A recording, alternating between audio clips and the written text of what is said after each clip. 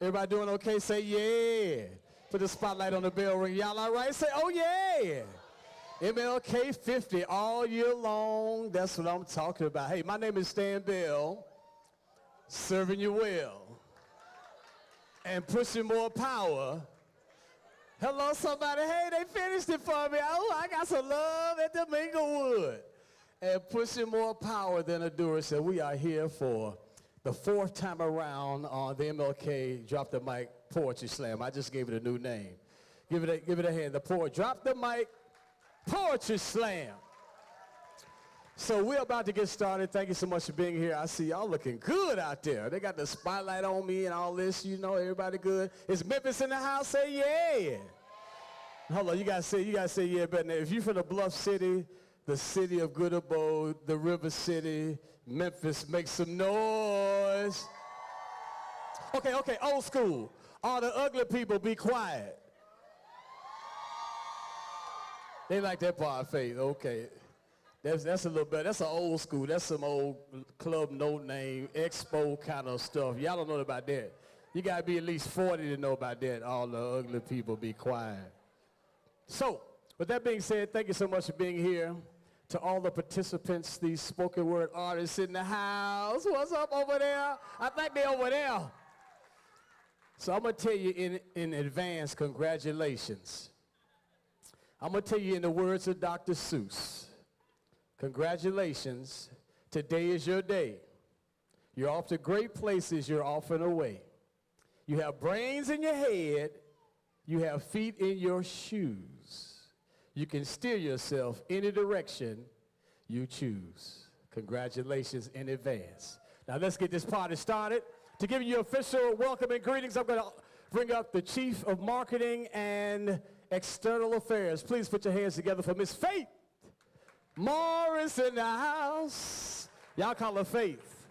I never knew love like this before. It's Faith right here, y'all. Give another round of applause. How's everybody? I sure wish I could see you. This is going to be something else. If you've been with us for the last 3 years, you know we don't play with our Poetry Slam. We have some performances coming up by both the finalists who are vying in those 3 categories, and we have some phenomenal performances of some greats from all over. But before we get to all of that, I want to bring to you our president, not the one in D.C., the one right here at the National Civil Rights Museum, Terry Lee Freeman.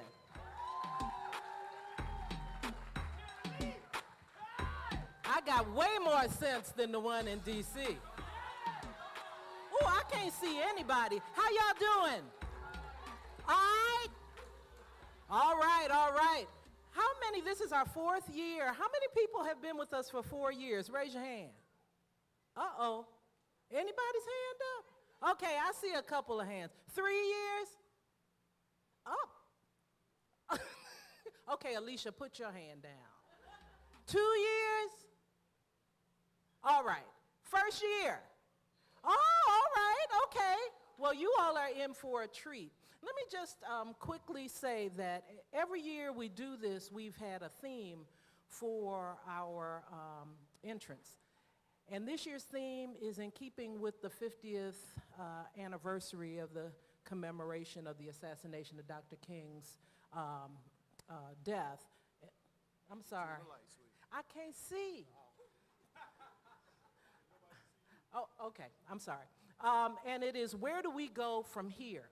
And so my expectation this evening is that we're going to hear about a lot of where we are now, but I'm very hopeful that we're going to also get some direction on where we need to go from here. Thank you all for coming out. We are in for a treat. I know this is my 3rd year in participating in this Poetry Slam, and I do hope that after this evening, you all will at least next year be able to say, I've been here for 2 years. So thank you all for being here with us, and I'm turning the mic back over to Faith as we bring our contestants up. Thank you.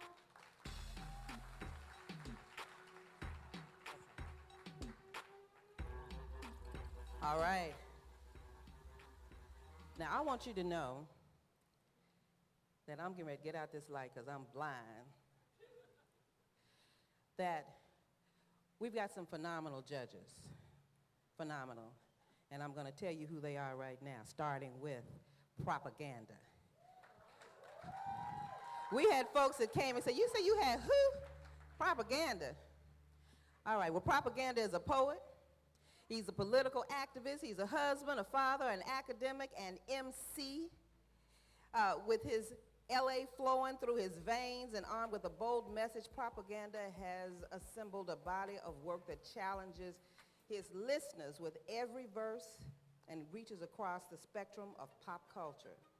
From aggressive battle raps to smooth, impromptu, introspective rhythms, his music will cause you to nod your head. So I think we're going to see some head nodding before it's over. Propaganda, you going to do it to us? You going to try? I know you are. Born Jason Emmanuel Petty, Propaganda has released 5 albums as an independent artist and 1 collaborative album with rapper Old Thomas, and has performed and recorded as a member of the underground hip-hop group Tunnel Rats and associated act Foot Soldiers. His latest release, Crooked, dropped June 30th. That was like 2 months ago. On vinyl with Bumblebee. He's got a new project. He's doing a podcast called The Red Couch that he's doing with his wife. Propaganda, y'all.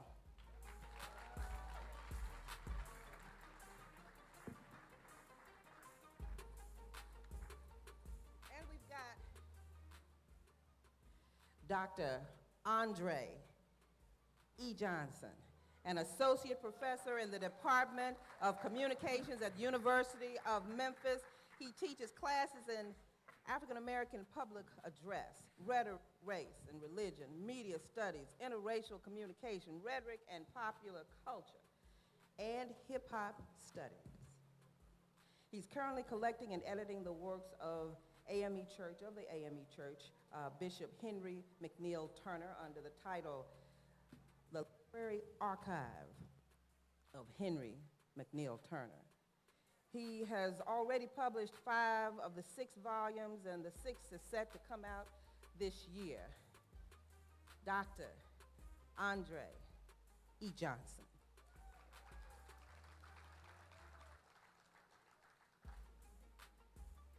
Mackenzie Berry. Mackenzie Berry is the founder and board member of the nonprofit Young Poets of Louisville. She has performed and presented as Poet Laureate of Tribals 8.0 in Louisville Idea Festival. And she has facilitated workshops for youth in the JVN Project using hip hop as a tool for community uplift in Madison, Wisconsin. Now I'm gonna tell you, Mackenzie is 19 years old. That blew me away. Because Mackenzie, along with other folks that you're gonna see today, was one of the workshop facilitators. And this sister is bad, y'all. And that other stuff I told you about, she did some of that when she was 17. So she's in good company, but they in good company too. Mackenzie Berry. And then if you were with us in 2015, you saw this lady do something that won her the category of the 25 to 35-year-olds. It was called My Vote, My Freedom. And then last year, we had her perform as the winner from the year before, and she did Memphis. And I'm gonna tell you, if we can work it in today, she's gonna do Memphis for you, because I think you need to hear Memphis. She said, now, Faith, you gotta give me 5 minutes if you're gonna do me like that. So your 5 minutes, LaSanta, Teal, Jones. And then we have somebody named Dr. And don't just call her Noelle now, because she'll give you the side eye. Dr. Noelle Trent.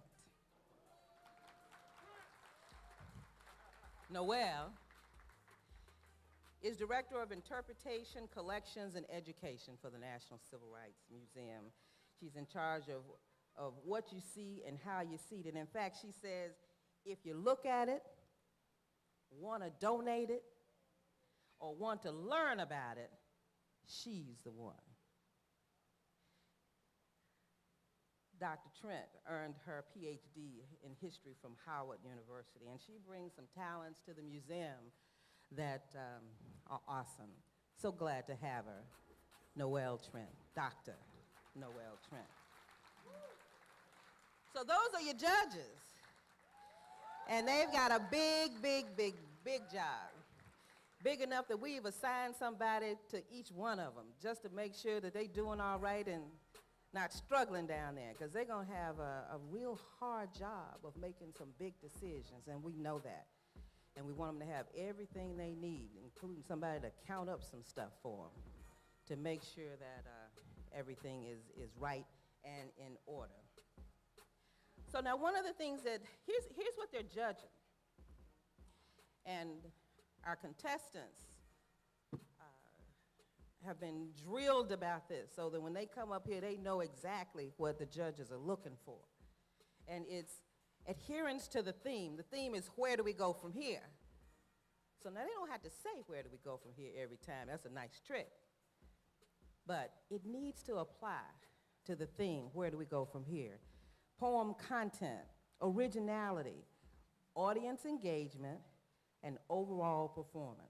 Now, I will tell you, one of the things that they were really concerned about is if you all get too excited about their performance and start making a lot of noise and they start grinning, and they will use up their time, because they have 2.5 minutes, and we mean it. So give them all some love, and they've got to be trained to keep going while you give them that love, okay? So if we are ready, are we ready? Are we ready? I know I'm ready. We're going to have Propaganda perform for us. Come on up, Propaganda.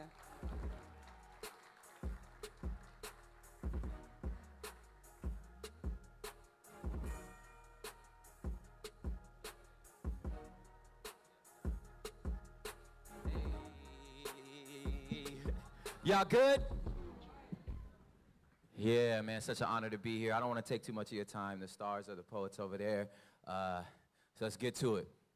This poem's called 20 Years. Well, 20 years. 20 years. Sister endured a said marriage where she really ain't had no say in its original arrangements nor the terms thereof, but 20 years. He beat her senseless.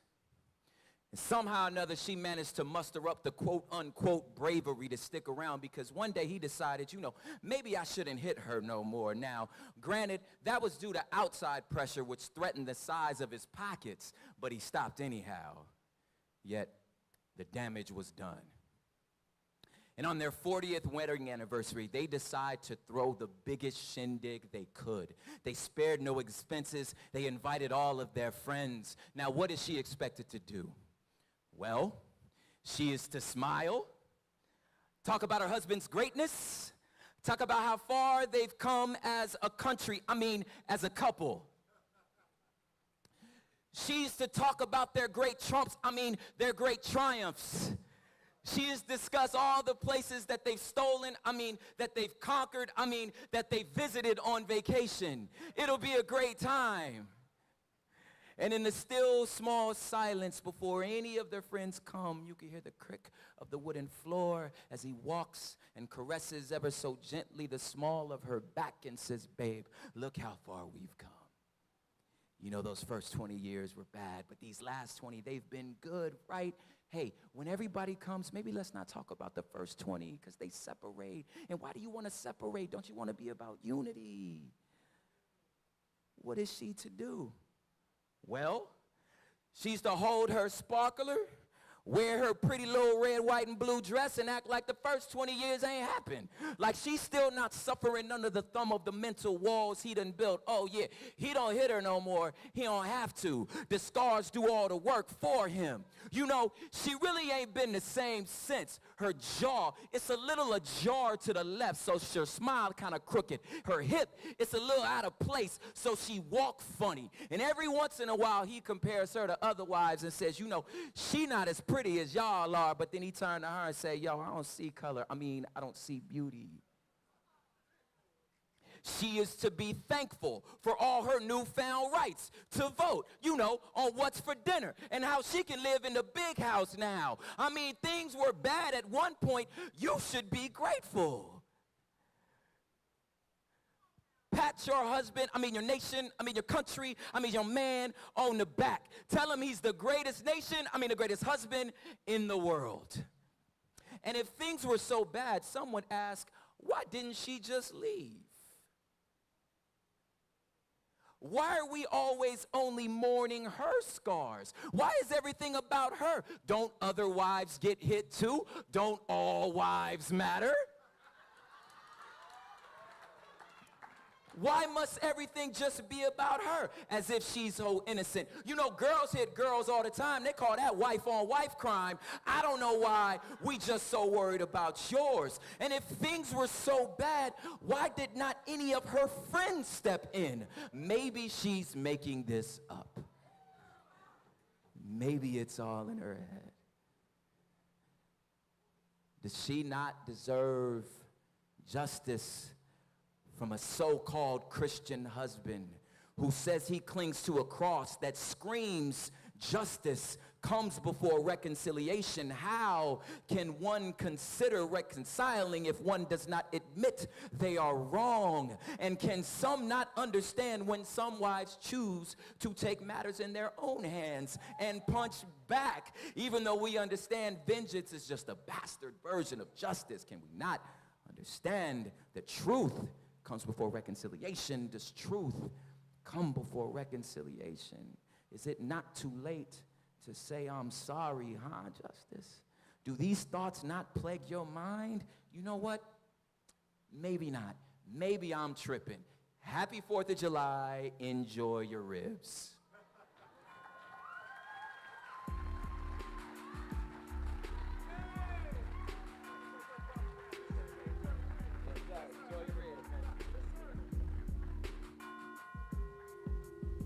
Just in case you needed to know what we were doing today. All right, we're ready. And they're ready.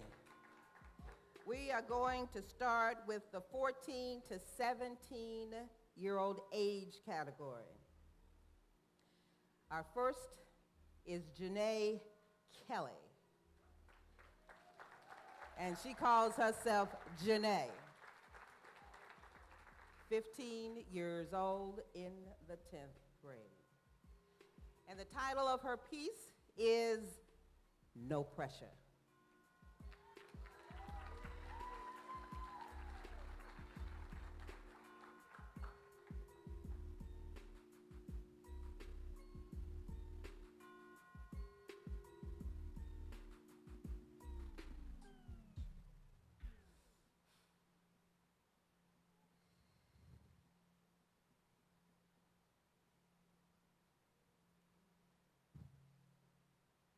When I was younger, I fell and scraped my knee.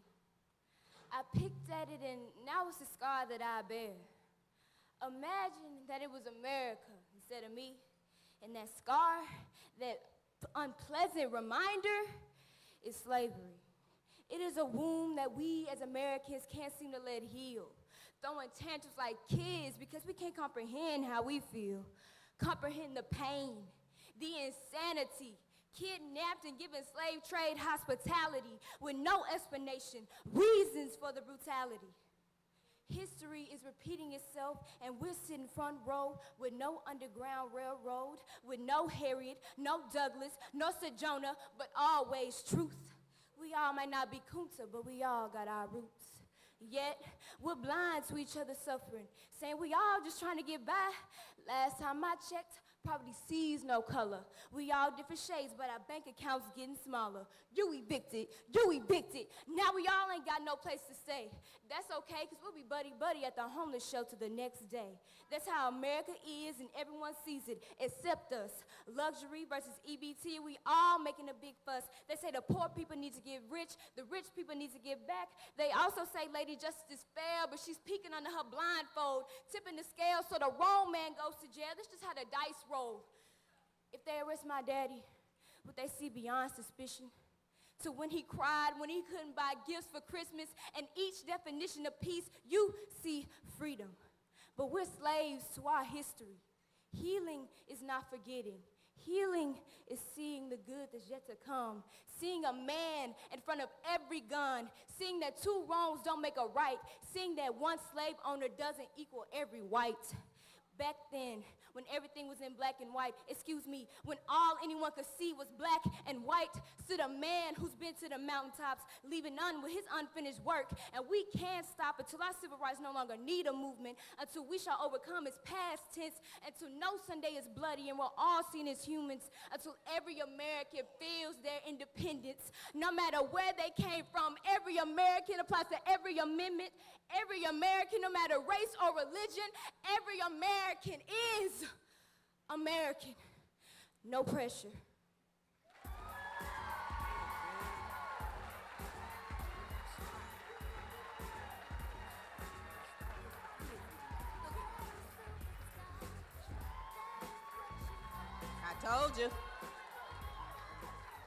I told you. Okay, Janae is in the 10th grade at White Station.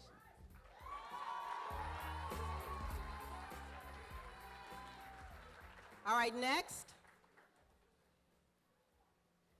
Adrenique Merriweather, AKA Neek. She's 17 and a senior at Academy High School. And her piece is called Why Are We a Threat?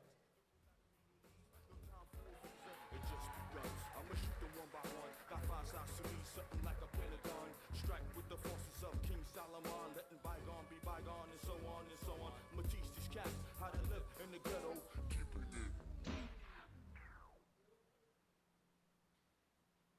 I don't know what it is about being a young black teen in America. Somewhere along the lines, melanin got translated to menace. Innocent became incarcerated. Intelligence is now illegal, and if you're dedicated, then you may as well say you're dead. See, I'm so confused. It's something so strange about being a young slave, Negro, colored, black person in America. Is it because the sun only makes us stronger? Is it because our wisdom can grow as large as our curls? Or is it because we broke chains you thought were unbreakable, rose to grounds you thought we'd never touch, set goals you never thought was on our agenda? You know what? I thought I was confused, but I think I understand now. They want to hold you back, but black don't crack. Crack kills, and if you die, you break the back America was built upon. You're young, black in America, but you're strong. Where do we go from here? We live on. Pick up the pieces and make peace with the enemy. Educate the lost, shake hands with the malignant, make the world better if you know you can't live in it. Your melanin is a blessing. How else can I explain it? Don't let the system change you. You get up and change it. Let poverty be your superpower and intellect be your key. Power to the people and power to you and me. Thank you.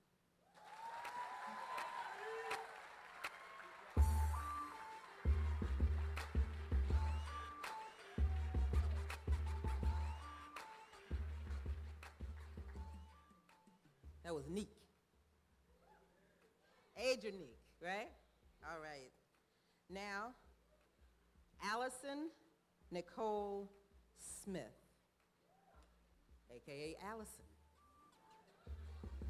16, and she's a junior at White Station High School. Say White Station. And the name of her piece is Catalyst.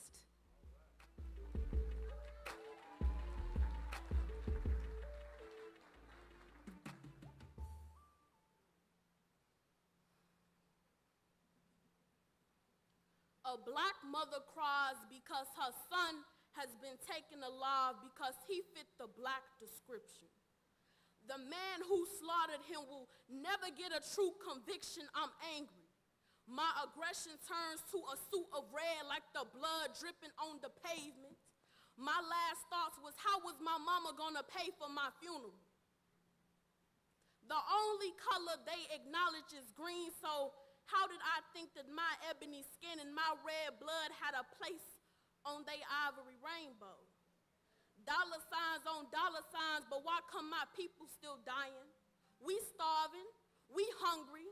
Poverty plagues our city like the dark ages, the same way how black bodies were put in cages because the thought of them having a mind was clearly outrageous.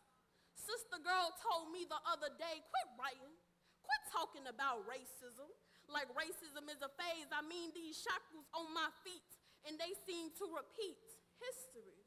How can what I say be a mystery if all lives matter? Why are so many black homes shattered? So many black schools tattered with age-old books and teachers with doubt and looks? That's what black privilege is. Being told from the very beginning that you will never make it. Being told that just because you're not in chains doesn't mean you're free. Black privilege is the lullaby that black mothers tell their children so they could have a dream. My dream is to be on an equal playing field and not have to play twice as hard. I'm a black poet and I will not be silenced and misguided about my culture. White privilege is nothing but a sculpture so big I could never relate to. Something I could never be raised to, something I could never be from. 300 plus years and our freedom still hasn't come. A Jim Crow South is still in action because black liberation was never an active matter. All they cared about was catch that boy quick and make him splatter. I'm angry. My aggression isn't a stereotype. And I promise you, all the hatred could cease if we came together in peace. Thank you.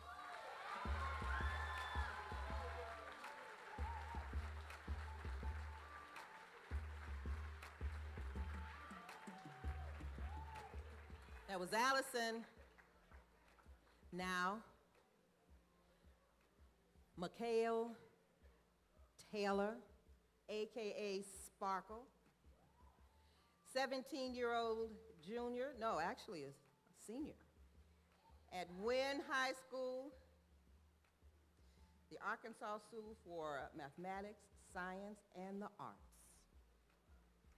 The name of her piece is The Black Society.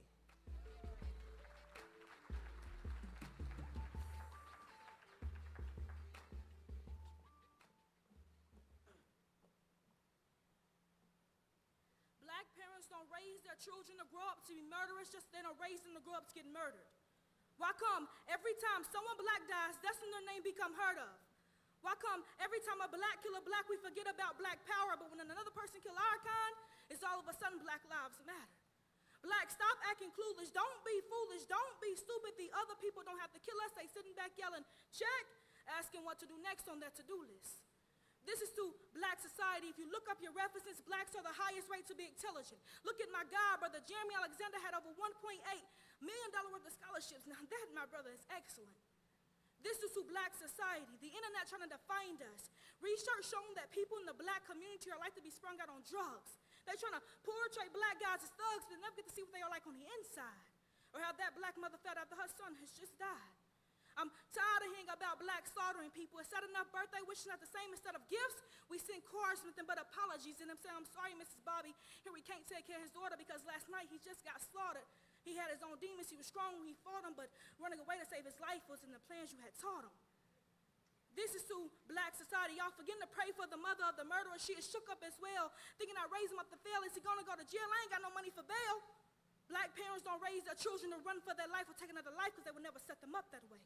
They won't raise them up right and leave them out here straight. They won't raise them up, be failures, looking for another case, but this is to black boy society. I know the hood raised you, but grow up and do bigger and better things. Just because your dad said he loved your mom and still cheated and never show her a ring don't mean you'll abandon your life and do the same thing. Listen, they tried putting you on the news saying you're the one who shot that man over a pair of shoes. You're the one who robbed the bank just to get the extra couple dollars just to get some more jewels. See, it's hard for black men in our society. It seems like y'all have nothing to lose but everything to prove. This is to black girl society. She will likely become pregnant in high school and never get a chance to further her education. She will never grow up to go on expensive vacations, all because she's a black girl and she's 16. But they tell you that black girls our age got a chance to get their associate's, bachelor, and master's degree. See, this is to black society. They're trying to put this in our head. We're their knit and they're our thread. See, Martin Luther King had a dream. He believed in us like he believed in Jesus. So let's stop the rest in pieces because we are the missing pieces, black society. Okay, now I'm going to fix something.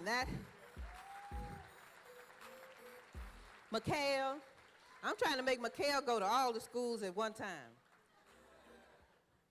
So now Mikhail graduated from Wynn High School. And so now is it that you are now at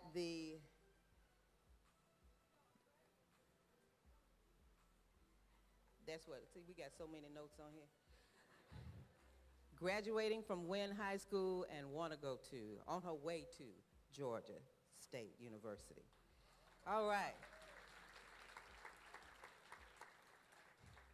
Now, Montiel, I'm going to give you your school back. So Montiel Williams, a.k.a. Montiel Williams. 16, a junior at the Arkansas School for Mathematics, Science, and the Arts, ASMSA. And the name of the piece, Good Black Don't Crack. Good black don't crack.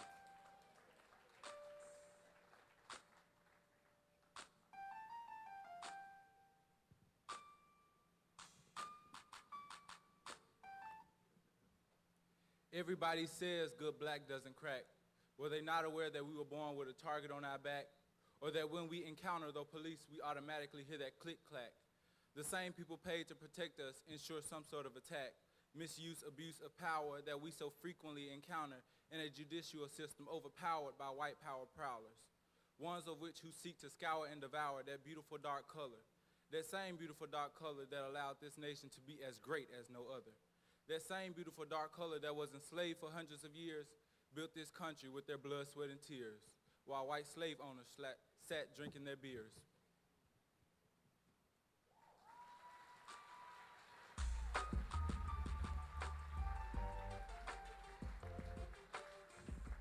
All right, Mikhail. No, that's Montiel. Montiel Williams, thank you, Montiel. So is everybody from 14 to 17, have you been up here?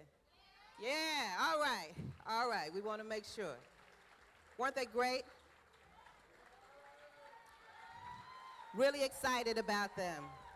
Really excited about them. So now as we get ready for the 18 to 24-year-olds, we're going to have a performance. Natasha Hooper.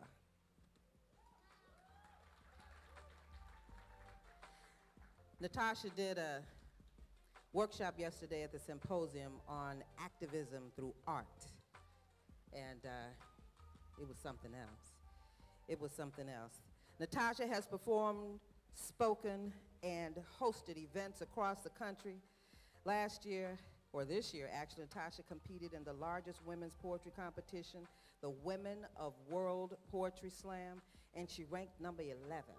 That's saying a lot. The World Poetry Slam, number 11. She's a San Diego, California resident who is the driving force in helping her slam team, the San Diego Poetry Slam, become the number 2. Now, Natasha's going to tell you that she just won something. I mean, she was on her way here, and she and her team in Denver won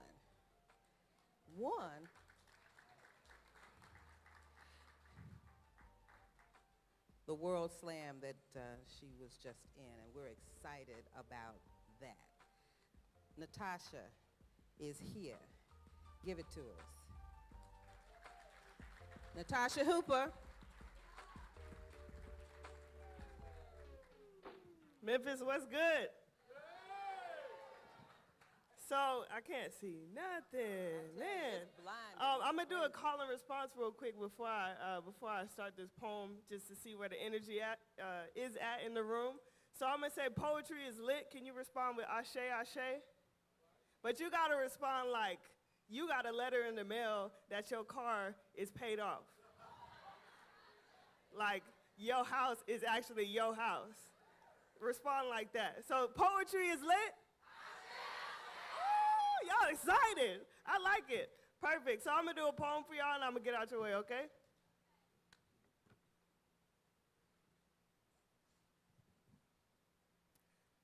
It is universally known that small talk is one of the easiest ways to fill in spaces. Dream jobs, new cars, and weekend plans suddenly become important topics of interest in the midst of silent thoughts. Some feel small talk is meaningless. Others feel it is a necessary distraction in awkward situations. I hate small talk. But while I'm sitting in the break room of my workplace minding my own business, my coworker feels a need to talk about something. She feels uncomfortable in the quiet, feels a need to fill the air with her white noise. She brings up the weather, drags the son into the room without his permission, attempts to drag my voice in too. She keeps her conversation light, does not ask me about death or how it feels to keep evading it, how it feels to still be a breathing brown shadow. She mentions flowers, but does not speak about the blood that waters them. She mentions trees, but does not ask if they are still being used as weapons somewhere. She tells me she wants to spend the weekend chasing the horizon, to admire the way the sun seems to hang in the sky, and I think of how she will never know what it feels like to be chased or to be hanging and burning with people gathering around to see. I think about the night sky, how it becomes a black canvas littered with white stars, how we all consider these stars beautiful, even when they are shooting. I think about the morning, how it is constantly pushing the darkness of night out of the way, making more room for daylight because blue skies matter too. I think of the way the sky wraps itself around the sun, holds it like a deity, holds it like a God that only belongs to the morning, a God that runs away when the darkness comes around, a God that does not sing spirituals in the voice of night. My coworker keeps speaking, this time about a breeze, this time about a soft sand between her toes, this time about laying out in the sun to work on her tan. I think of how a breeze will never be strong enough to stop a bullet, of how asphalt is never soft even when it is soaked in blood, of how tanning has only ever made our melanin look more dangerous. She has me, what I think of the weather, and I want to tell her just how much I hate small talk, that my existence is much bigger and much smaller at the same time, that they might kill me and few will want to fit me into a conversation, that they might kill me and I will become an awkward pause, that I might die and few may speak about it, because the weather is a lot easier to wrap words around than death, than black death, than black woman death. I want to tell her that I wish to leave this earth in hailstorm, in sunset and tsunami, in clear sky and flood. I pray that my spirit cracks the sky with lightning. Pray that the earth opens up to swallow my slain body whole, and I pray that the sun is there with all its rays and luminance and small conversations, so that maybe my memory will be something worth talking about. Thank you.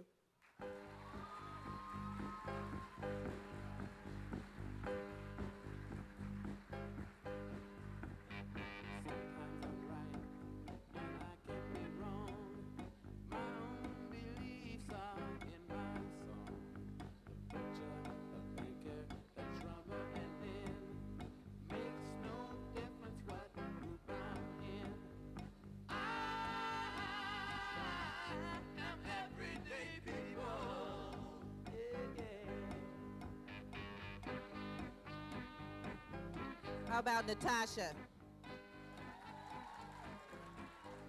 What's that, West Coast? All right, it's now time for the next age category. These are the 18 to 24-year-olds. And we're going to start. Rakita Biggers is going to start for us, AKA Rakita. She's 24, and she goes to Southeast Missouri State University and Union University in St. Louis. And her piece is Scroll.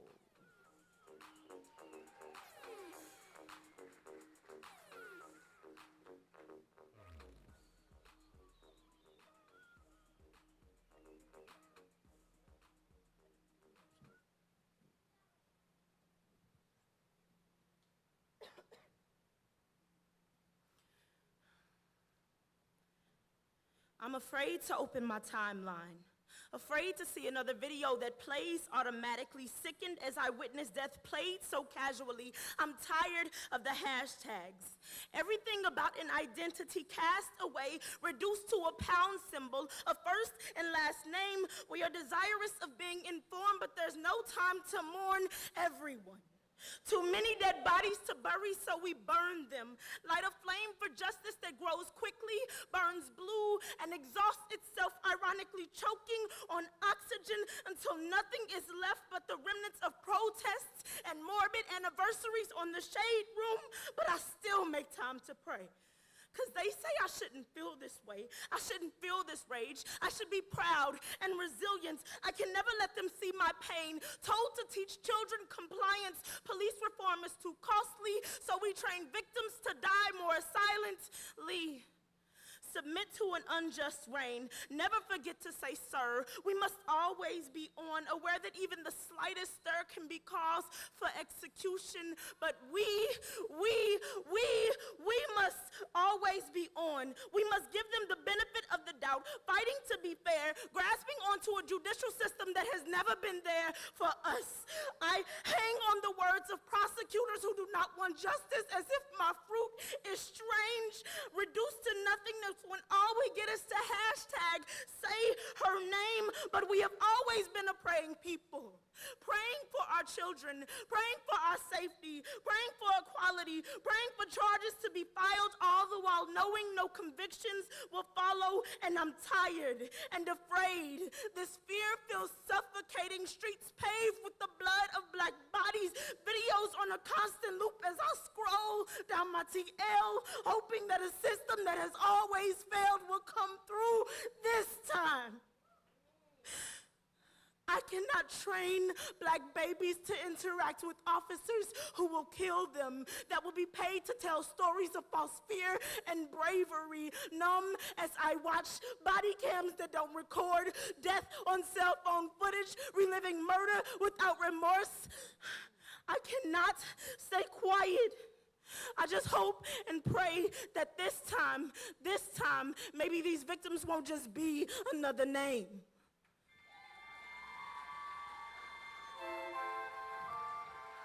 That's Rakita Biggers. Rakita Biggers. So next is Kimmy Douglas, AKA Faith Poetically Quoted. Kimmy is 25 and she graduated from Grand Canyon University. And the name of her piece is The Here I See.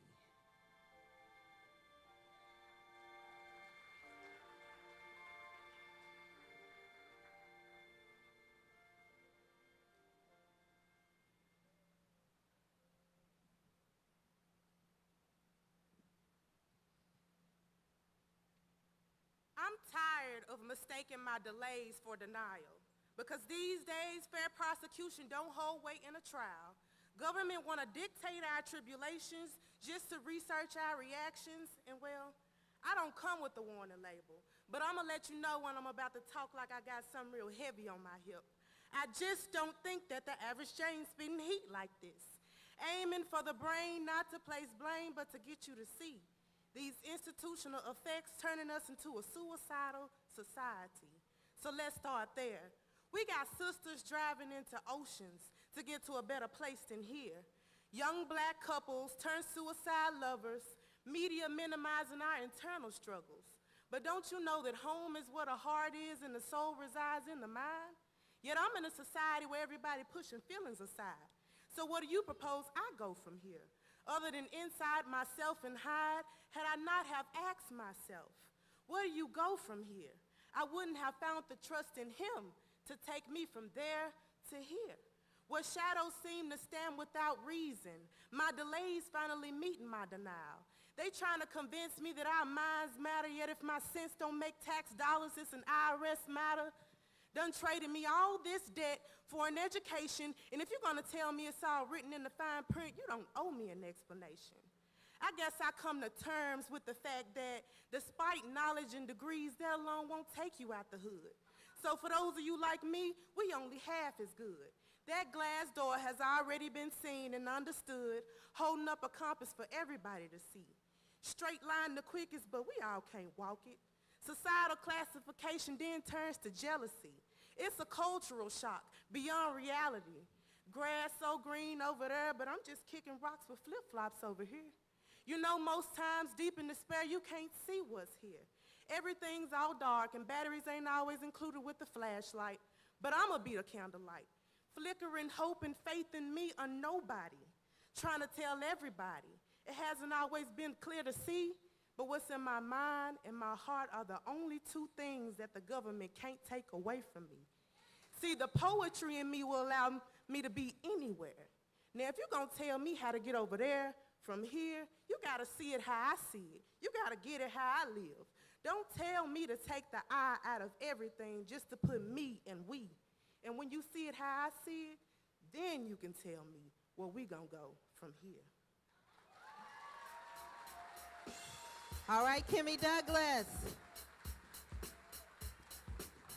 Kimmy Douglas.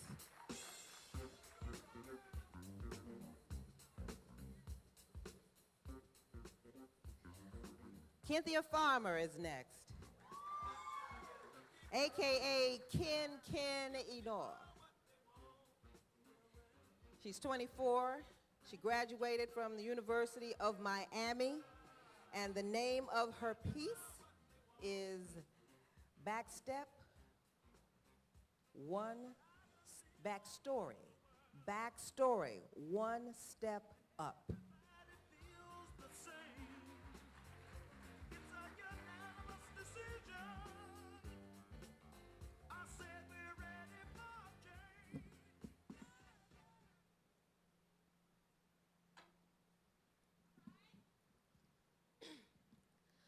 The new civil rights movement, old and future, all come together on a winding staircase that keeps going and going. So when you ask me, where do we go from here, I go, doop the next step. I'm doop stepping up here and speaking up because I've got a backstory. See, I'm trying to find the right words, nice words, finding Dory, and my sweet tooth got cavities. So sugarcoating just not for me, but get your notepads and your camcorders and go ahead and start your recording, or close your ears and do like America and ignore me. But I can't keep holding these convictions. It's not healthy hoarding and doop. We gotta get here and listen, because I'm speaking up here. I'm talking the uncomfortable. I'm heated up. I'm talking the untrumpable, but he's not even our main concern. He just has a bad mouth and a bad perm. And the Justice League, excuse me, the justice system has jokes with or without his term. I would say, when will they learn? But they know they heads just turned. Systematic racism, classism, our chemical burning. Doop, we gotta get here and adhere first aid into our systems. And it could be a good thing, but some of the good cops are bestie buddies with the enemies. So many wrongs with so little punishings. That part there is what the anger is triggering. Too many angers are trembling, and brothers trembling. Never knew fatality was the answer for resisting, and so many walk free. I'm like, are you kidding me? That better not happen here, not in Memphis, Tennessee. And doop, we have to step here and slow down these free passes and start charging. And now I hear all lives matter now up here, and yes they do, but I've never seen all lives shed a tear when all lives wasn't treated fair. And I've heard BLM shouldn't be a thing because of the black on black crime tape scene, as if it disqualifies the whole team.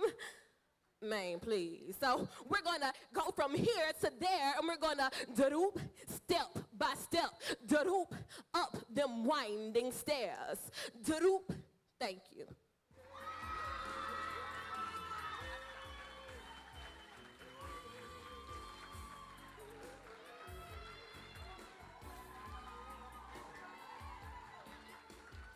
So Kenya says she's so bad she don't need no light.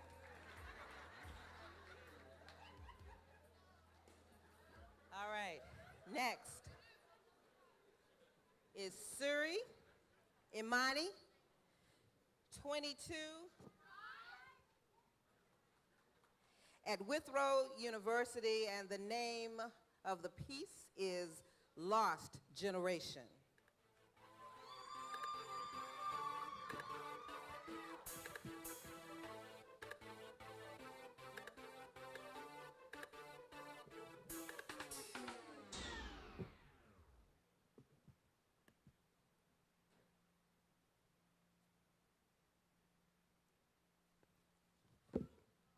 I really need you to care. Not about yourself or obtaining your wealth. No, I need you to look around. Sirens are becoming a familiar sound. Our faces are getting used to being put in the ground, and for what? But see, I have this theory. And it goes like, my mind is powerful, and that's why they fear me. Because if I don't see probable cause, I might not go down willingly, and some of y'all might think that's the kid in me, but for you not to be angry, are you kidding me? This generation isn't lost. Nah, we're angry. And instead of ignoring the problem to focus on ourselves, we turn our attention in an attempt to help, and of course we do it wrong. But to me, anything is better than just playing along. Now, if this generation is lost, it's because they're out here killing the ones meant to lead us.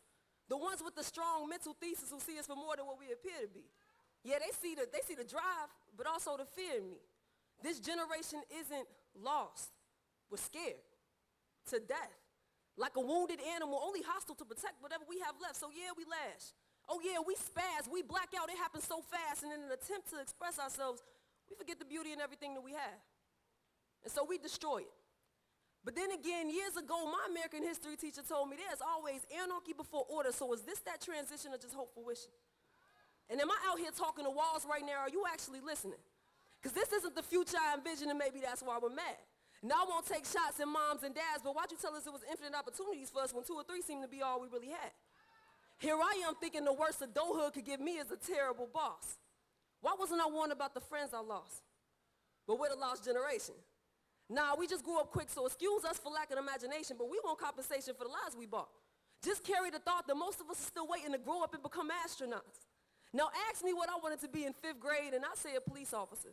So I can save lives, and I guess that's just a funny example how time flies once you open your eyes, because it was never my intention to despise the good guys.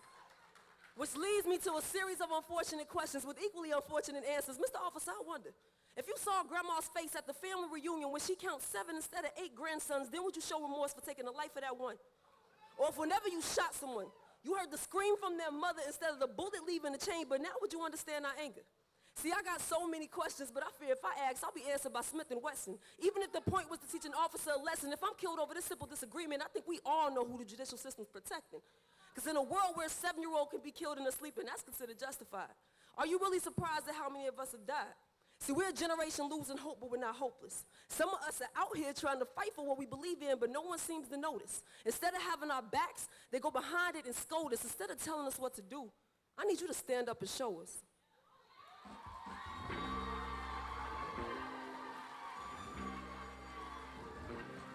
All right, Siri and Imani.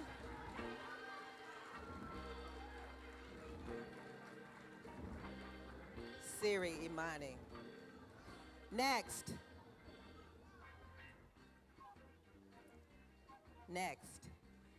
is No Alani Men, AKA Bleeding Poet.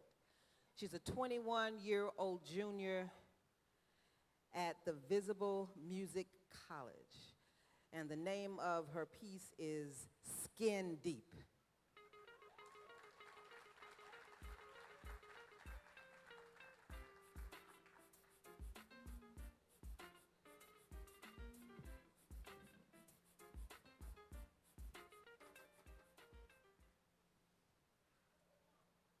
There are cries in the streets and souls getting beat. If we're only skin deep, then tell me, how do we bleed? King said it best in his speeches, talking about love and how to live like Jesus. Man, it's true, we've come so far, but if MLK could see us now, it would break his heart.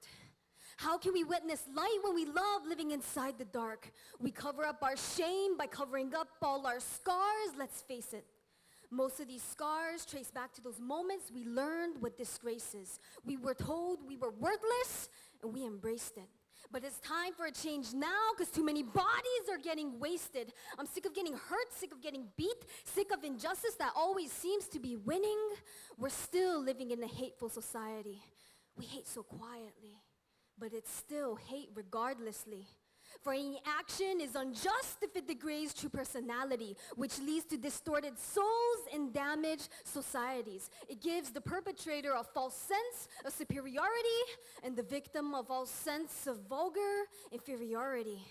Politically speaking, racism is gone. Statistically speaking, it thrives on and on. It's so wrong, yet we play right along because we want to go home all comfortable. To sit on a couch and watch news that's compatible with our lives. We blind our eyes, it's easier to live life playing the part of the gullible. The American dream is wonderful, as long as your brothers and your sisters stay affordable and reasonable. I dare you to tell that to the ones who bled in order to show us under all this skin, our blood is red. And legislation loves toleration. Politicians love superstition. People make laws only if it profits them. Benediction. It's a tragic misconception. We're creating an evil nation. For order without justice is organized annihilation of freedom. And that's America. Land of the free, home of the brave, and few things are braver than choosing to stand for justice every day. So stand with me. Please stand with me. Noelani Men, the bleeding poet. Noelani, the bleeding poet. So now Sabrine Jolly is next. A 21-year-old senior at Clark Atlanta University. And the name of her piece is Crystal Stairs.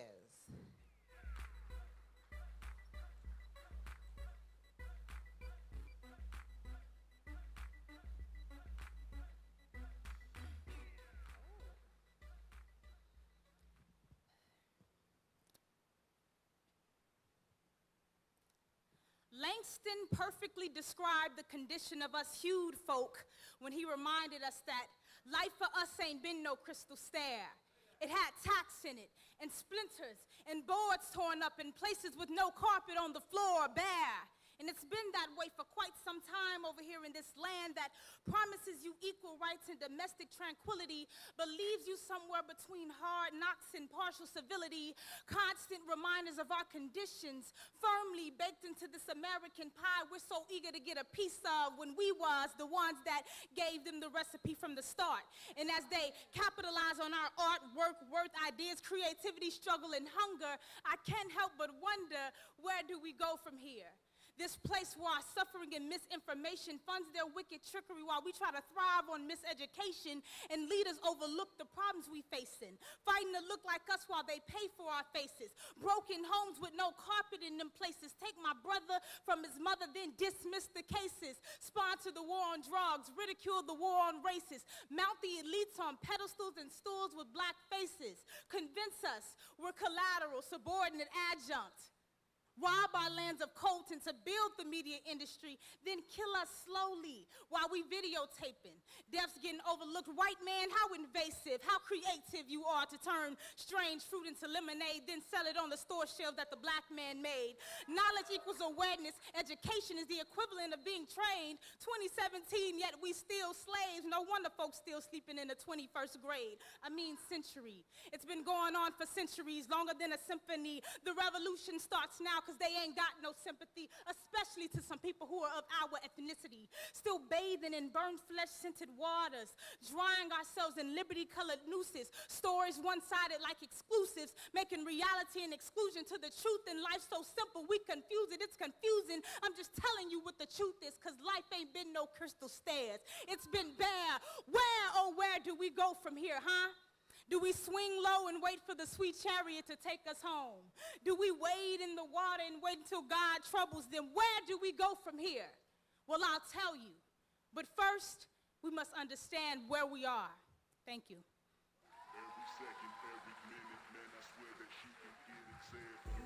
That was Sabrine Jolly. Sabrine Jolly. Next is Jayshawn Powell. Jayshawn Powell. I had somebody correcting me over here. That must be your child. Jayshawn Powell. You just said get it right. A 20-year-old sophomore at Memphis College of Art. And the name of his piece is Promised Land.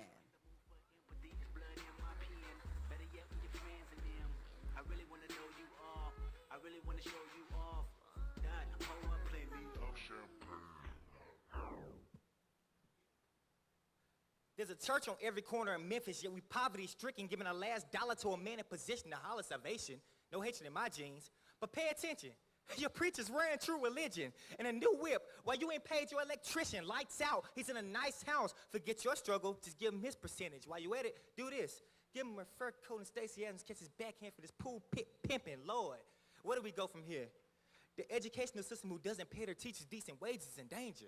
How can we pass down wisdom? Every year the curriculum changes. Black history, still an elective. And we wonder why our kids are so angry. Because every time we see ourselves in a book, in general questions are getting whipped or in chains, but it's sad. I can't even blame the cynical views of the generation. Ever since that Elmo we used to tickle was confirmed to be a rapist. Our kids throwing big birds at the teacher. I hear Flodger playing hooky. Our daughter's pregnant at 16, giving a monster the cookie. Alex Haley planted the seed, showed us the roots to the tree. Didn't know where we hang from, and next in feast, dangling loose on a noose, ripe red juice no one could pick. I must admit, ain't that some strange fruit? 40 acres of reparations on bank statements is what I need. Cause all the white collars just polishing slavery. Evil eyes that hide behind legalizing weed and say we free, man, chill. Don't say eagle eyes to see we still hanging, but different trees. See, we don't see the value in our own people while we buying cans of skin bleach, culture appropriation buying tans and quick weave. See, that brown is not a threat, and our brown will off your head, and a crown will get you crucified, disheartened by the library repaired and married by the regime, because I didn't live through Rodney and Martin. I'm well aware of what y'all do to kings.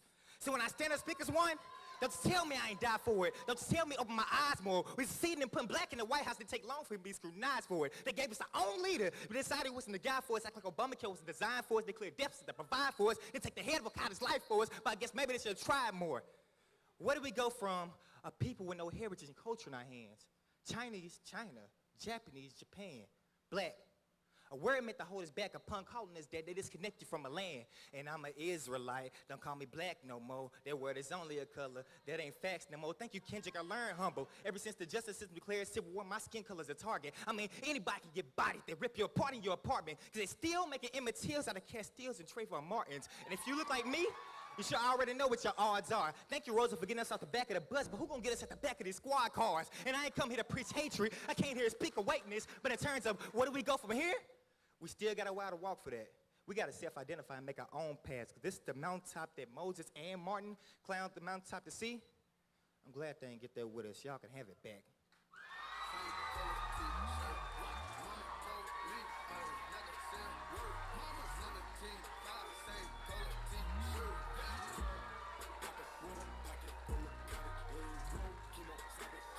Jayshawn Powell. All right, Jayshawn. Next. Ashton Shepard. Ashton is an 18-year-old freshman at the University of Memphis. You know, it was Memphis State when I was there, but U of M. Snapping for the right reasons. WRIGHT reasons is the name of the piece.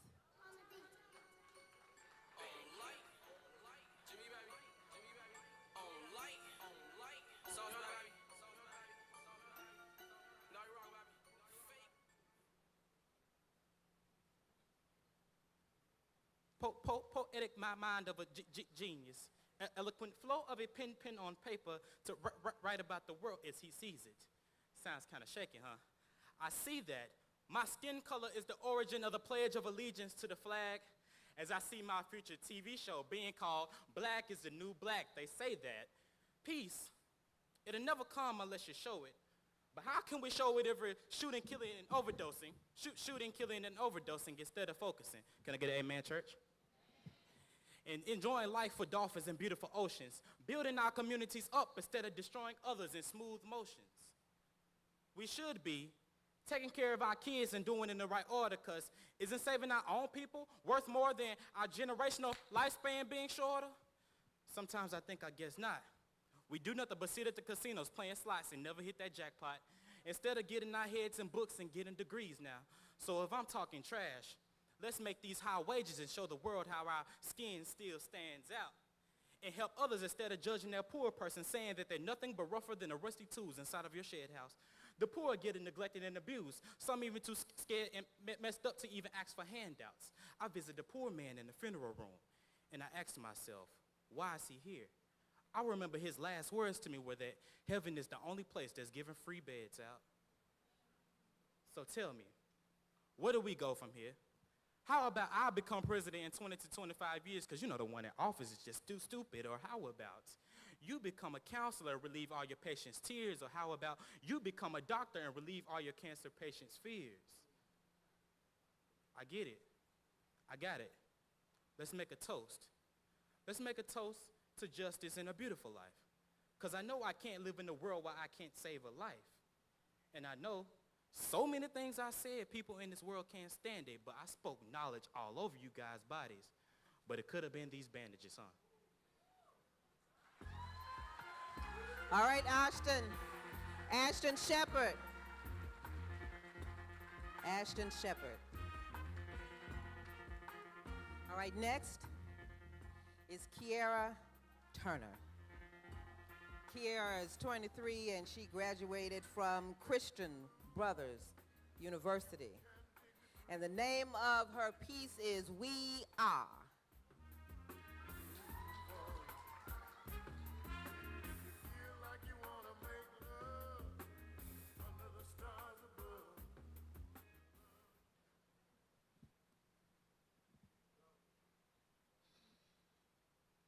Somehow we lost our way. Somewhere through the movement of civil rights, we lost our way, as if we took a seat in the night and forgot to get back up the next day. Somewhere through the movement of civil rights, our Malcolms and Martins were silenced. Our Rosas got up. Our Baldwins stopped writing. Our churches became godless as they put away the faith that parted the Red Sea of innocent black blood that leads to the promised land. Somewhere through the movement of civil rights, we stopped moving. We gave our power to the enemy who tried to redirect our focus and reinvent our blackness. The very same people who could arrange messages to penetrate language barriers. We were the carriers of a revolution. We were the creators of our own institutions. But they did not like this. They thought we were the lowest common denominators, but we are the highest common factors, rising up to silence the rhetoric of detractors, the actual non-factors exploding like nuclear reactors because they realized their dogs were actually wolves. But we cannot leave the rest of our pack. We must go back and stop them from domesticating our pups with a history that sees us as slaves. But that reality would not live up to expectation when you expect the captor to bring the salvation. So stop asking for reparations and let's start making our own declarations, because we are the floors of power. We are the walls of love. We are the windows of compassion, the roof of restoration, the doors of opportunity, and the locks of justice. The fragrance of our presence will stink in the presence of injustice. The works of our hands will bring healing to the world. The hope in our hearts will feast on despair, because we are the seeds of invincible souls buried deep. And whatsoever a man soweth, that shall he also reap. Thank you.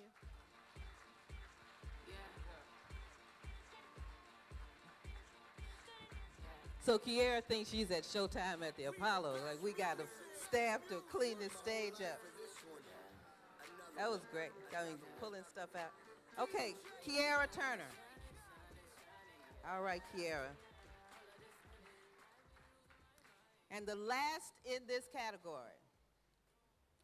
is Larshay Watson, AKA Vessel LK Watson. 21 years old, graduated also from Christian Brothers University. And the name of his piece is Go Within.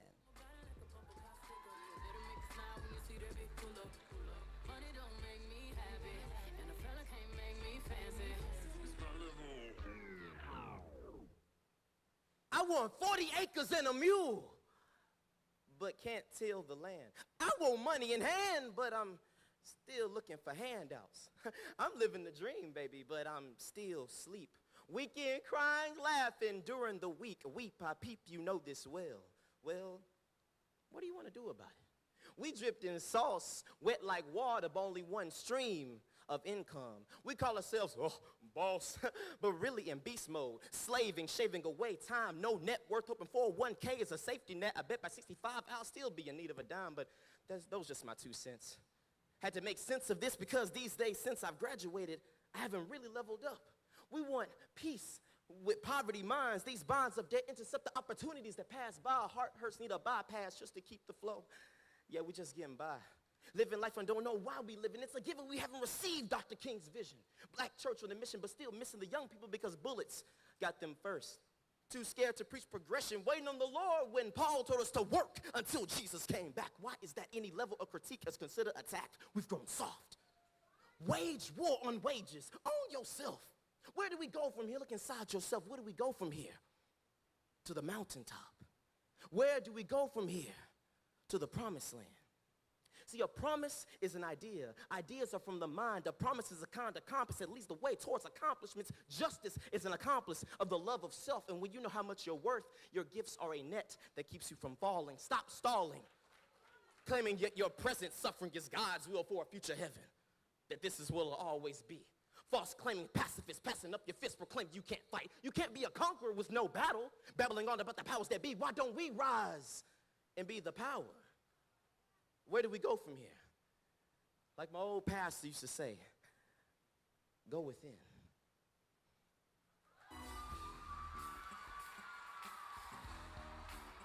All right, Vessel L.K. Watson.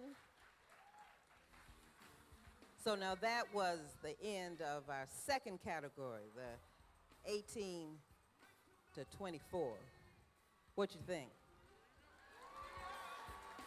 We got something to work with? Play me something. A little walking music. Because now we're going to have a performance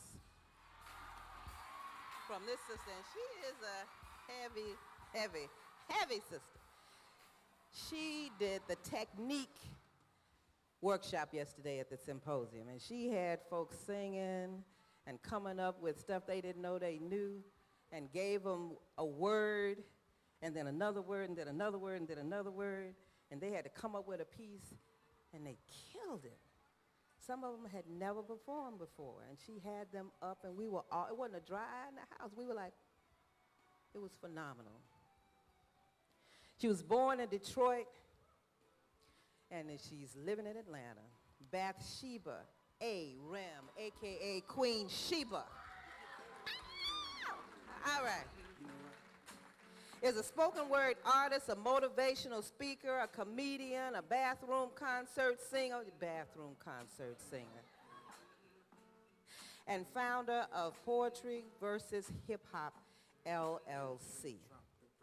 She has 6 albums, 2 of which were Grammy nominated in the spoken word category, and she's a 2-time NAACP Image Award nominee. Her works have appeared in numerous anthologies and magazines, and the focus of a lot of college papers. Queen Sheba has 2 books, From Foster Care to Fame, short stories and poems too long for 3 minutes, and Run Ugly, a motivational book for runners. And she showed us her arms yesterday to prove what a runner she is. I thought maybe the legs should have been, okay. With a master's degree in poetry from Queen's University, Sheba tours internationally and has conducted performances and workshops at over 200 colleges and universities. She is a two-time National Poetry Slam champion and has been a featured performer on season 2 of TV1's Verses and Flow and BET's Lyric Cafe and 106 in Park. Queen Sheba.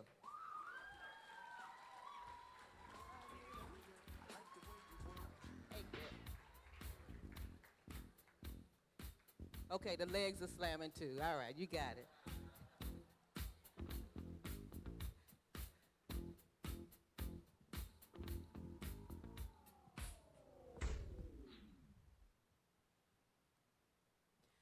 We are the women. We are our mother's mistake and our father's denial gone global now. We are the Surah and the Psalms. We are the communication link between the Bible and the Quran. We are the secret message in the slave spirituals, the treasure hunt to our conjugal visits, oh, I can feel it, riding the back of raindrops, licking my brow full of sweat and malfunction. We are the kickback from the shotgun butt on your shoulder. We are Nat Turner's last sane thought before the voices woke him up from that blackout blood on his machete in hands, pieces of flesh stuck between his toes. We wear the bruises as medals of honor. This time we red dot our target. We are circum 1934, Thurgood Marshall's test scores. We are the Tallahatchie River, filling Emmett Till's wounds with fish scale and coral, gently carrying his body to Graceland. We are the riots you'll never remember, the chip off the old granite, the perfect edges of marble, the slivers of stainless steel, leaving history behind in every fingerprint. We are the elderly lovers on the second plane during 9/11. They kiss and clasp their fingers without making a sound. We are the last breath before the shards of glass rip through their larynx. We are the lower class, drowning in the bottom of the Titanic, the Amistad, the 17th century hell on earth. We are the women, regurgitating meals we saved in the back of our throats to give our malnourished children seconds on floorboards. We are the 14th star in that Confederate flag. We are the hairs of stillborn slaves, used to stitch the black seam around the white stripes. We are India before the till of the Huns. We are the campfire moccasins, rain dance, hieroglyphics, shadow puppet dancing in embers, cave wall storytelling, Abenaki, Apache, Appalachie, Black Cariboro, Danny, Salini, Fox, French Creek, Coastal, Bikini, Biyamba, Yoruba people. We are the women. We are breakdancing as a tribal tradition. No more passing an American go buck or doe or elk that only visit us at dusk. We are the intelligence in Little Wayne's wit. We are the public lynching with this fiasco with Michael Vick. We are the Jews that hide beneath the stairs, the slaves that hide beneath the stars, the priests that hide beneath their cross. We are the millions on death row earning a degree. We are the Gina 6. We are only as strong as our latest execution. We are the 5%ers, the 12%ers, the 4,400, the heroes. We are the Mary Magdalene, the village soldiers. We are that blue thing on X-Men that changes to whatever she wants to. We are the keep your head up. We are the keep your head up when we've been demoted to wifey and shouty every 12 minutes on 8 different stations. We are the chicken frying, home meal making Sunday through Thursday. We ask our partners before we accuse them of cheating, bounce a newborn on our hip, boil a bottle, bounce our checkbook, check our emails, MySpace, Blackberries, correct homework, check homework, find the 4G report card, counsel about safe sex to your teenagers after finding condoms and what they thought was a hiding place when nothing in a woman's house is a hiding place. Little do they know we were 16 once. Get dressed, get them dressed, fix their ponytails, explain to your middle child that a free lunch cost. Women, this is not vote or die. This is run into the voting houses and graffiti the walls, ransack their ballots, and Xerox our democracy 1,482 times per inmate, and flip the bird to the Kinko's attendant waiting behind the counter to collect on paper owed to us. So find, search, dream, execute, thrust your arms out of socket and have a presence. Because Gandhi's message is not a mantra. It's a warning. Be the change you want to see in the world because no one else is coming. They've lost our addresses. We don't live close enough to the sponsors to be on MapQuest. We'll have to MacGyver our way with a paperclip, an old shoe, and a battery because God will give you the gift. God will give you the gift, but you'll never know what it is unless you open it. Thank you.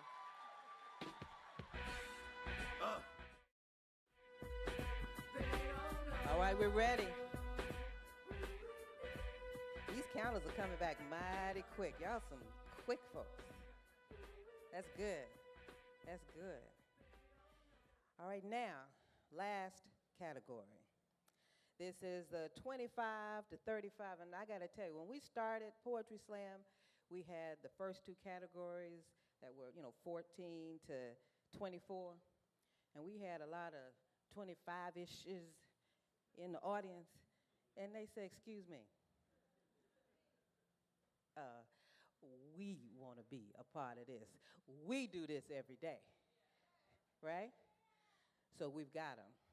And we started last year with them, and it was a good thing. And so they're back. And Bria Brown is going to start us off for the 25 to 35 category. Bria is 27, graduated from Oglethorpe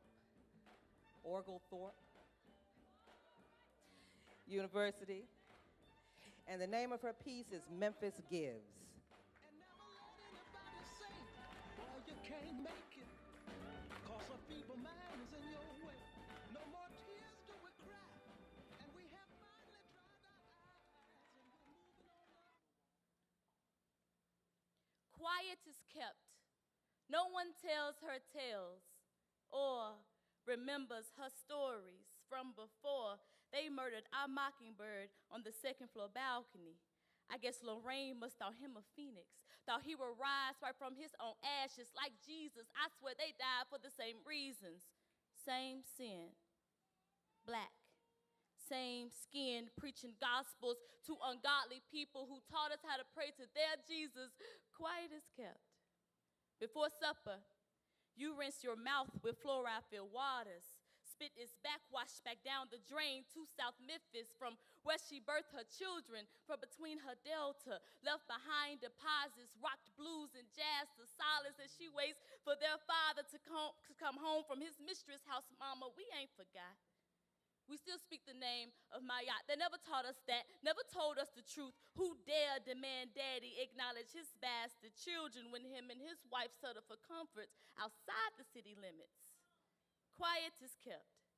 Pimping ain't ever been easy in a city where everything's for sale. When you out for self like everyone else, ain't no village. Since they boarded up our Bill Street and sold it back to them for pennies, got us looking for Robin in the hood full of Batmen. The spook to sit by the door when the rest ran. We leaving these shorties short and desperate. Yeah, you got the juice, but wonder why you so thirsty. Quiet is kept. The last reference may have went straight over your head.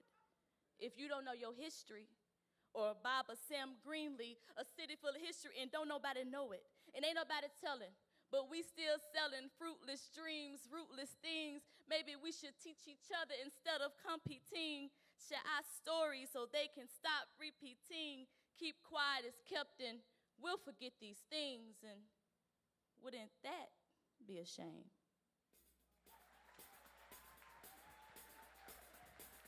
Bria Brown,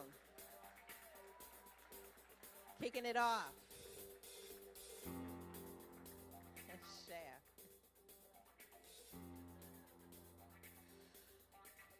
Next, Grant Butler, AKA Sir, 32, and his piece is called What's Next?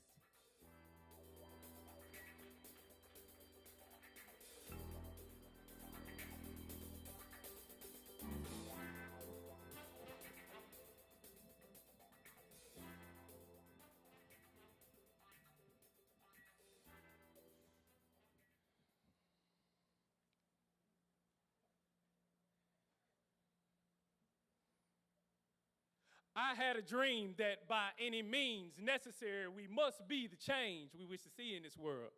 Because we overcame the divide by integrating and co-signing just to keep things peaceful. But still ain't come out equal. So now we ask what's next like we don't know which way to go, but when you learn who you are, it ain't hard to find your way home. See, our opposition is not smart. And we genius at spades, so you know when they afraid of what's next, that's when they decide to play the trump card. Throw on a hard face with a soft toupee to bomb us with weapons of mass deception. See, they change our self-perception by making sure every screen shows a distorted reflection. And that trend produced a half-off sale on injections. And we just can't seem to outlast it. So she jumped out the car, dashing in to rob the store of all of its plastic. Must have forgot that going under a knife ain't what makes black a fine china, right? So what's next is we stop selling our souls just to be a product being sold, and a united goal from pulpit to penitentiary, because I'm tired of being the murder capital and the city of mega ministries. See, the only thing we should permanently separate is the real from the fake, because church and state invest millions in real estate but can't seem to save one of their members' homes without 5 applications, 10 years of waiting, and overstating that this is only a loan. So maybe what's next is band up with our neighbors and stop waiting for someone else to come and save us. Because in hoods where commonwealth is the goal, ain't no need for police to patrol. So our whole house should grind like we ran off and retired to 5-0. So if you ain't talking education, demonstration, and elevation, then you ain't got nothing for me. All that talking with no facts, but the people never asked for the black Mitt Romney. I'm trying to be Tupac meets Gandhi. See, their mission was to get us ready. But my mission is to create new pop culture that's progression over petty. So no more expecting our queens to be trophies and only saying king to those who know me. What's next is we are gods. So king ain't got shh on me.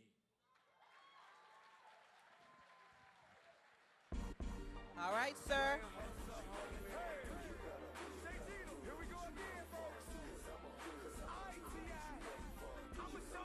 That was sir. Next, Aaron Cole, 32, from the University of Missouri, Columbia was her college. And her piece is The Waiting Room.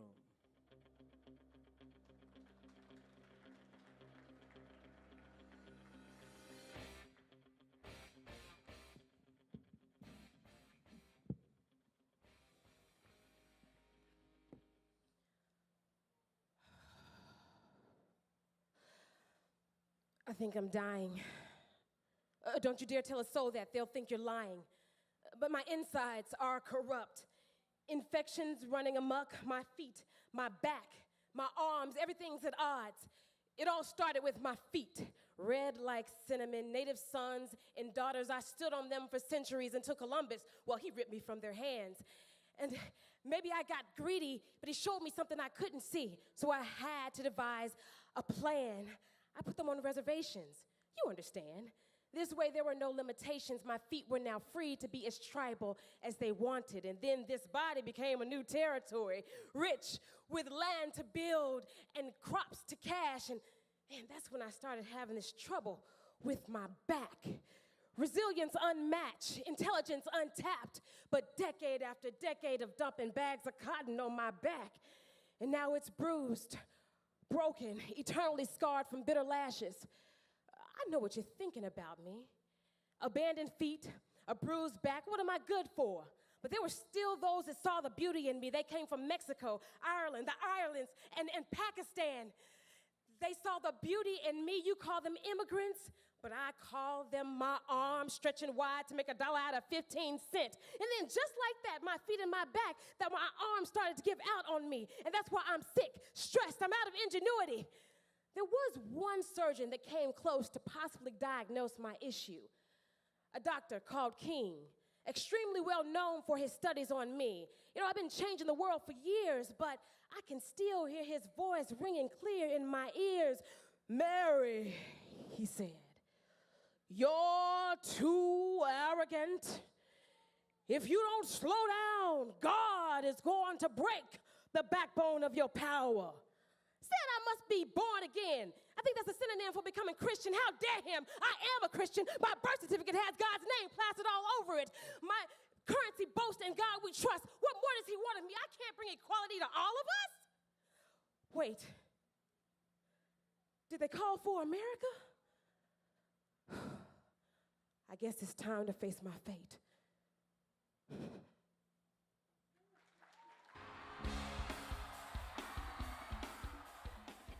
That was Aaron Cole. Aaron Cole. Next, we have Austin Crowder. Austin is 25, and his piece is called Come Alive.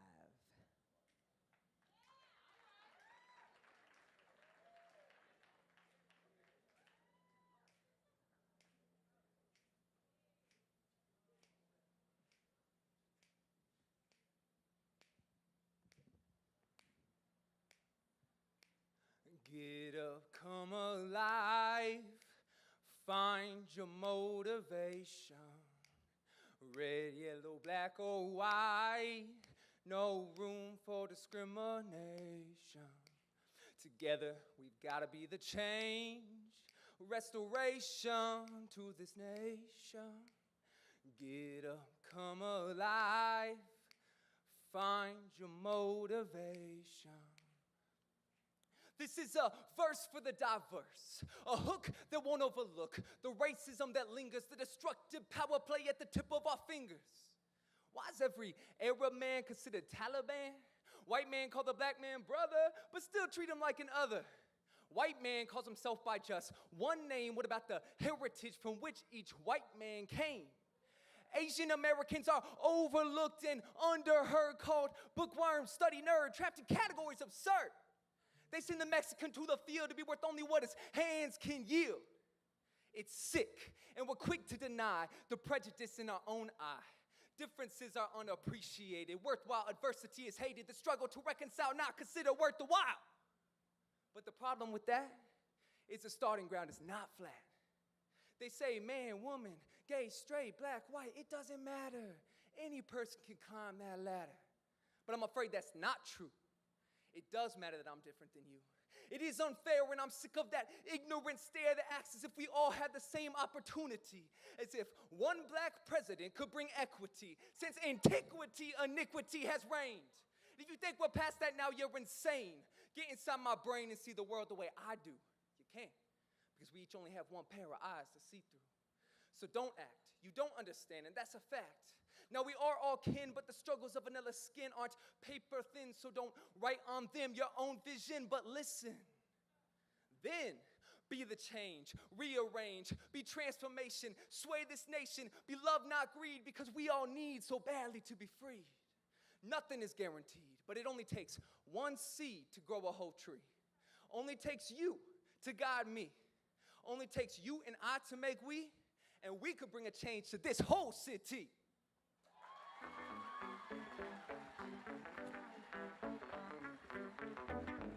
All right, Austin Crowder. Austin Crowder. Next, Christopher James, AKA Chris James. 27. And the piece is The Miseducation of Tiana Parker.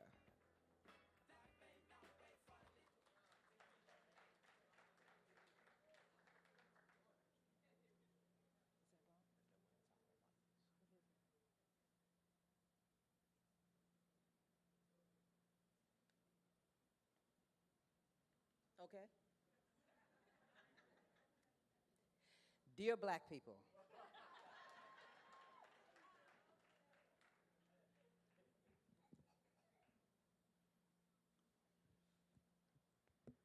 Where do we go from here? Where do we go from here? Dear black people, the time is now. Time to wake up from complacency and comfort with bottom position lifestyles. No more maximum labor for minimum wages. The state of black people has been damaged for far too long. The revolution will not be televised. Error, the revolution has been televised. We just been too busy watching Love and Hip Hop and Atlanta Housewives the entire time. Meanwhile, 5-year-old babies are twerking and throwing their butts in circles before they can enunciate their own names. Strippers in training still riding on training wheels. Dear black people, our futures lie in the hands of our right now. Right now, you spend more time updating your Facebook and your Instagram than you do preparing your children for their future. You spend more money on your tithes and offering to pay the mortgage of the church building than you do towards owning your own home. And yes, police are killing black boys, but I'm sure we have all heard that our black boys are killing each other too. Where is their riot? Social media rants for justice, pictures with profound captions, civil activists acting, television interviews, t-shirts, and marches. Dear black people, our children are dying daily, so saving their lives should be a priority daily and not just a trend to follow like an Instagram page, double tapping every tombstone posted in our news feeds. The amount of likes won't resurrect the babies of these crying mothers. Dear black people, let's stop complaining about the problems and be the change we want to see. Change doesn't just begin or end with Obama. It's in our hands. Dear black people, the time is now. The time is now to wake up.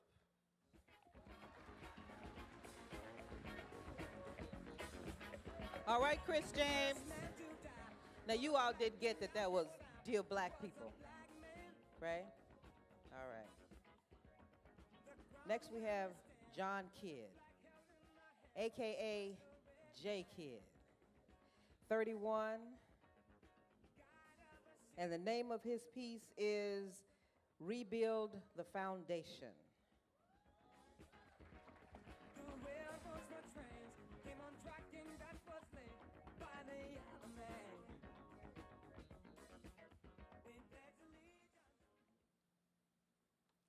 It's time to take the streets over and school the younger nation. Before they hit annihilation, I must try and save them. We need a recreation of the current generation. Give them unity like we had on their plantations. Can't let the system tame them, so provide an education. Showing perp donations ain't the only destination. There's more ways to raise $1 than flipping 15 cents, but it's hard in the struggle. Don't want to see us live legit, so they raise the project rent, snatching the money we done spent, harassing us with no consent, and treating our deaths like an event. I'm sick of the masquerade. It's dirty how the game is played. They dealt us hearts and diamonds while they playing with the ace of spades. We got to stump on through the clay till we find the road that's paved. Build tomorrow with today until the foundation is laid. And then maybe when mama says, son, wear your hood today, because it's cold outside with a 20% chance of rain, she won't have to stop and pray, Lord, keep my baby safe. Don't let him be falling shot down because he looks a certain way.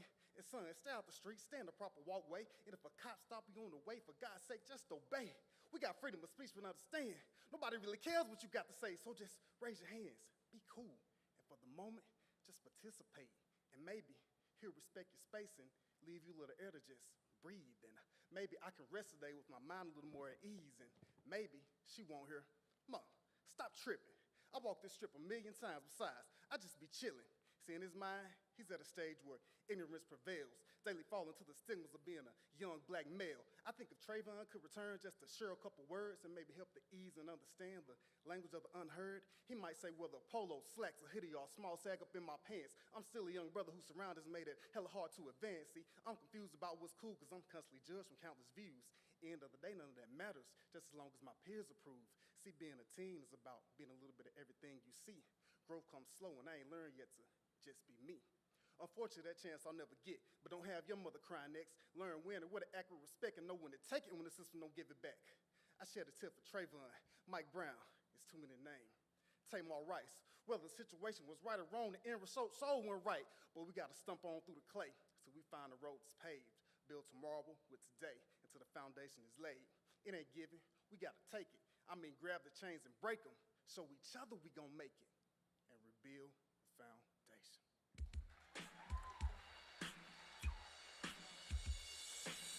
Okay, that was J Kidd. J Kid. And now Karen Malone, AKA Righteous Soul, age 32. And the name of her piece is Point of No Return.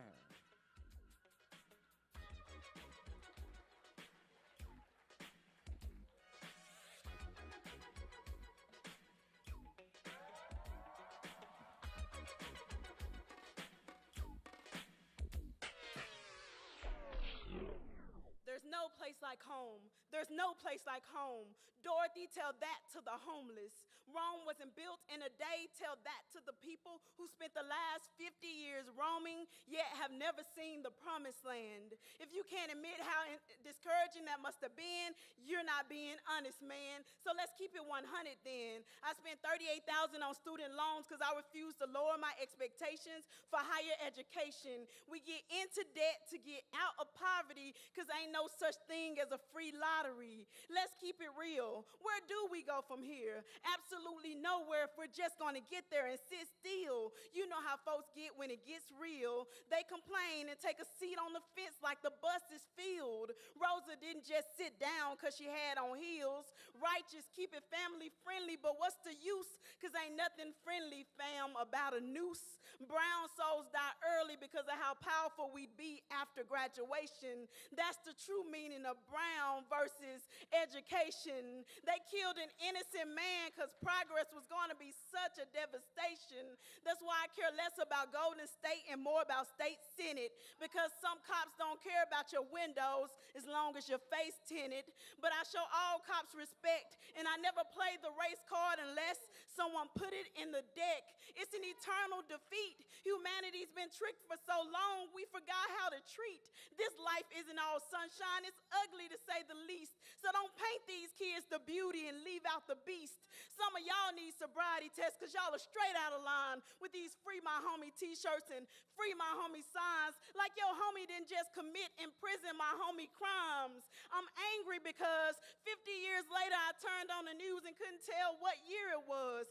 I don't see color when I look at Alyssa, Kaylee, and Brittany. I see lovable friends who decided to walk this hateful journey with me. When I'm in the voters line, I'm reminded of a time when they bred us with us, mating mothers with sons, fathers with daughters, and vice versa, just to increase the number of slave workers. And it makes me sick to my stomach to think there was a time we couldn't identify as humans, only as numbers. We've acquired new hate from old love. Blacks are killing each other too, so the only time our race truly comes together is when we're hanging in cold blood. So where do we go from here? How about we start in Charlottesville? Make it on your own. Don't push me, cause I'm close to the edge. I'm trying not to lose my head. It's like a jungle sometimes. It makes me wonder how I keep from going Karen Malone, AKA Righteous Soul. And Karen is at UT Martin. All right, next. We're working on through, y'all. Jonathan Peterson. J.P. the Poet.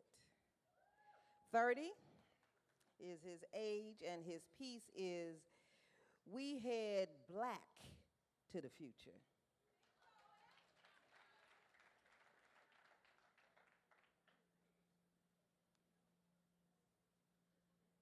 Y'all will never get where you're going if you keep looking over your shoulders and keep looking back. In fact, it's so easy to get off track if you're not focused on where you're headed. But then again, it's a place deep within that never wants to forget where we come from and what we've been through. And it's a shame it's true that a lot of the pain that we've been through is due to the color of our skin. Well-documented facts of attacks on blacks go back to the days of slaves right here in Memphis, where Martin Luther King was shot dead defending sanitation workers who only seek salvation in that situation. Know your history. Even though so much of it is still a mystery, because quite often it gets so overlooked in textbooks, being that Black History Month is the shortest of the year. And what I fear is that we get so stuck looking back instead of headed black to the future. Through time, the suture of all wounds, because we're making progression. You see, we went from tending the fields from dawn till night to marching arm in arm for our civil rights. And no one said it was going to be easy. Along the way, it's been pain and struggle, like the Sunday morning we were forced to shift through the rubble of 16th Street Baptist Church. And that still hurts the way we lost those 4 little girls to that bomb. Thy kingdom come, thy will be done on earth. And since birth, I always wondered why we had to be separated just to ride a bus or be fed, when if you cut a white and black man, we both bleed red. It makes no sense to me. But that was history. Thanks to the heroic endeavors of leaders like Martin Luther King and Medgar Evers, the late nights of hose pipes and dog bites are a thing of the past. And at last, we're free at last, and I thank God Almighty we're free at last. I have to ask, now what's holding black back as we head to the future? Why is it that it's more news stories of our violence than our achievements, the way media perceives us as troublemakers instead of innovators, like Garrett Morgan or George Washington Carver? You see, we have to work harder because the odds are still stacked against us. And it's a must you trust my words when I say, if y'all don't let your potential turn kinetic, you will regret it. So get up, move, step off into your purpose and network if need be. Because the year-long bus boycott or the march for Selma to Montgomery happened a step at a time, a day at a time, from brothers and sisters like you that came together for the same cause. So what's yours? How you decide to step off into your calling, that's your choice. Mine is to pen these poems and share my voice, and I'm going to leave an echo that's going to sound long after I close my mouth. Remember, all it took was Harriet Tubman and Rosa Parks to get fed up, and honestly, I am too. So with that being said, Minglewod Hall, I challenge each and every one of you to write tomorrow's history today as we head black to the future.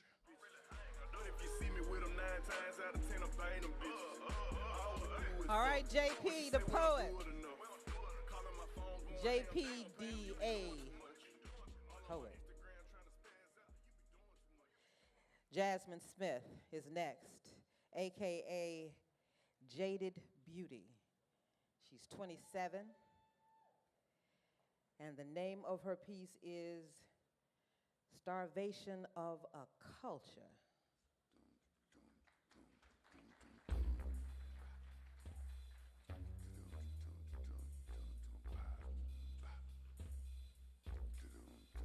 Hey, yeah, we're the same brothers from a long time ago. We was talking about television and doing it on the radio.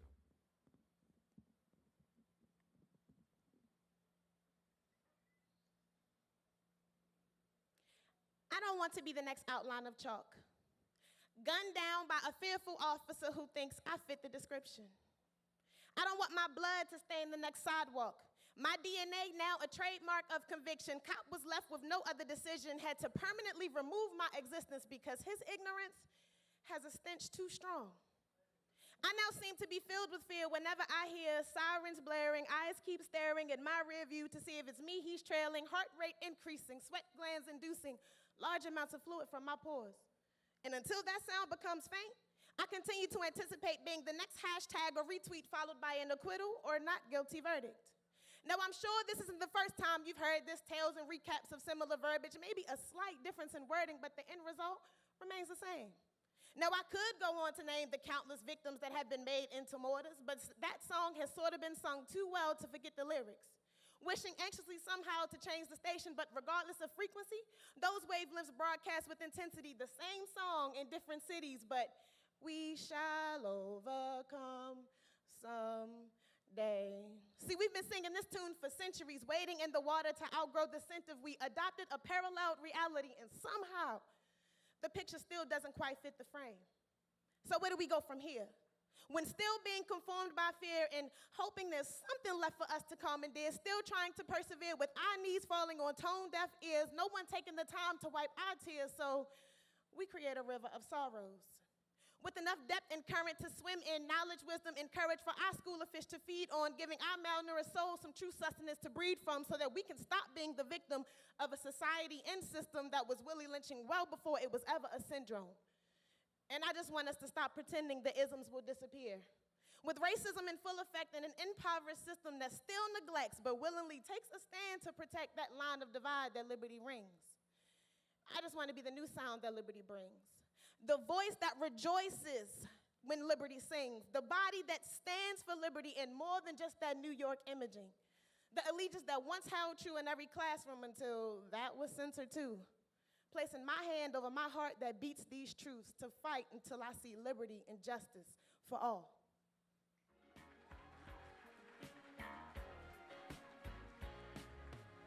All right, Jasmine Smith, AKA Jaded Beauty, ended the category. So we are done. We're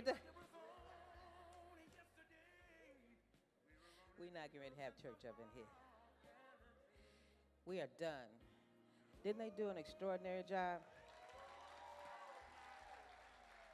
I bet you found yourself in there somewhere, right? Really, really, really. Thank you. Thank you, poets. Thank you, spoken word artists. Thank you. Thank you for the hard work, because it paid off. Now, I see the judges down here sweating because they've got a big decision, or several big decisions to make. And while they do that, how many of you know that the National Civil Rights Museum kicked off MLK50 in April? And that we are using this whole year to pay tribute and commemorate Dr. Martin Luther King Jr. It is the 50th anniversary of his assassination, and that in itself is important. So April 4th, 2018, we need all of you at the museum, because it will be a day of remembrance for Dr. King. So who's coming? Okay, I'm going to be looking for all of you. Bring some friends with you. But we take very seriously this occasion. I know I won't be around for the 50th. At least I probably won't know that I'm around if I'm still here. This is a very important time where we really do consider this man who, in the later years of his life, those final, let's say, 5 years, he was beyond the dream. He wasn't the same man that did the I Have a Dream speech at the March on Washington. He was not that man anymore. He was pushing really hard in a way he hadn't before, more militant, more aggressive. Poverty and housing and jobs. No militarism. He had the nerve to talk about no Vietnam. Housing. If he were here now, he'd be talking about mass incarceration.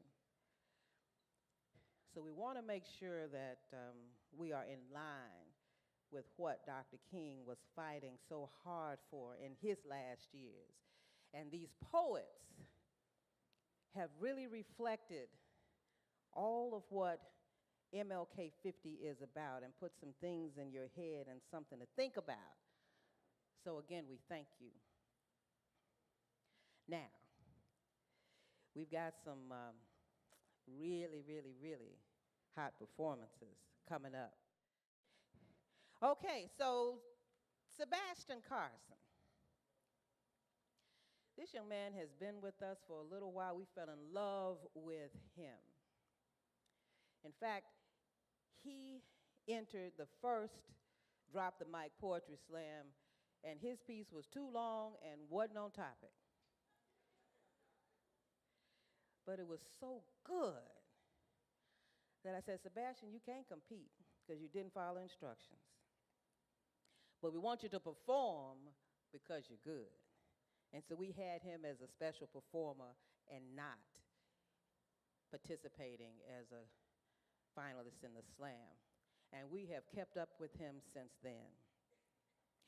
He was born and raised in Memphis, and while at college at Middle State University, Sebastian began making YouTube poetry films that went viral, receiving millions of views. He has spent the last 6 years learning how spoken word and poetry can generate revenue. Sebastian did the Poetry as a Business workshop at the symposium yesterday. And folks got a chance to understand that, you know, your work is important, but it can also support you. And that's what he's been working on. In fact, he did such a phenomenal workshop on the business of poetry at the symposium yesterday that folks were asking him, man, I need some help. hadn't even thought about poetry as a business. Sebastian has been featured on BET's Bobby Jones Gospel Show, been a special guest with Eric E.T., the hip-hop preacher, Thomas in New York Union Station, and we had him perform at the Freedom Award in 2015 when we did a special tribute to Selma.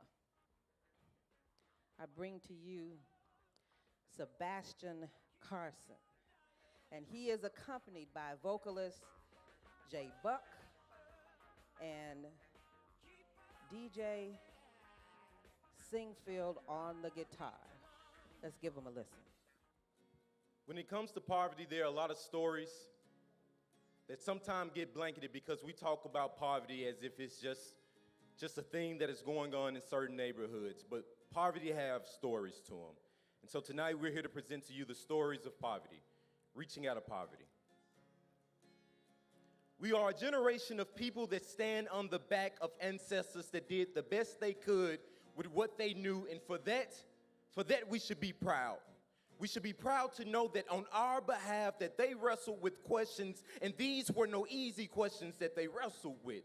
Questions like, should color determine a person's destiny? Is war going to be the driving force of our economy? And what individuals should have access to the amenities like food, transportation, and plumbing? And while it's with great pride that we stand on the other side of our ancestors' toughest questions, it's with great responsibility that we recognize that there's a generation hoping that they get to do the same. So what are those tough questions that we must wrestle with? Who are the people that we must look out for, and could it be that we have a dangerous misconception on poverty? I know they say that if you know better and you have a choice, you should do better, but if you don't, should you be punished for the choice that you never had? If my kids go to school with you, will they get jumped? Will you steal their shoes? And will they make it home safe? They need book smarts, not your street smarts. Stay away from my daughter. Don't you know that you're all the same? I am him. I come from the richest soil, but some would consider it concrete. From where I have seen mothers that did not have time to love their 2 or 3 children because she had 2 or 3 jobs. From where fathers ran from both child and child support, but no worries though, because the soil or the concrete is still there to raise me. You learn that if someone doesn't give up on you, then they don't love you. You want me to have dreams before I ever had hope. I don't like killing my brothers, but it's only so much concrete that we get to a block gentrification. And right now we strapped for cash, and we want to be dads one day, want to pay child support one day, pay taxes one day, have access to higher schools one day. But for now, we just want what's in your pockets because ours are empty. Hola, ¿cómo está?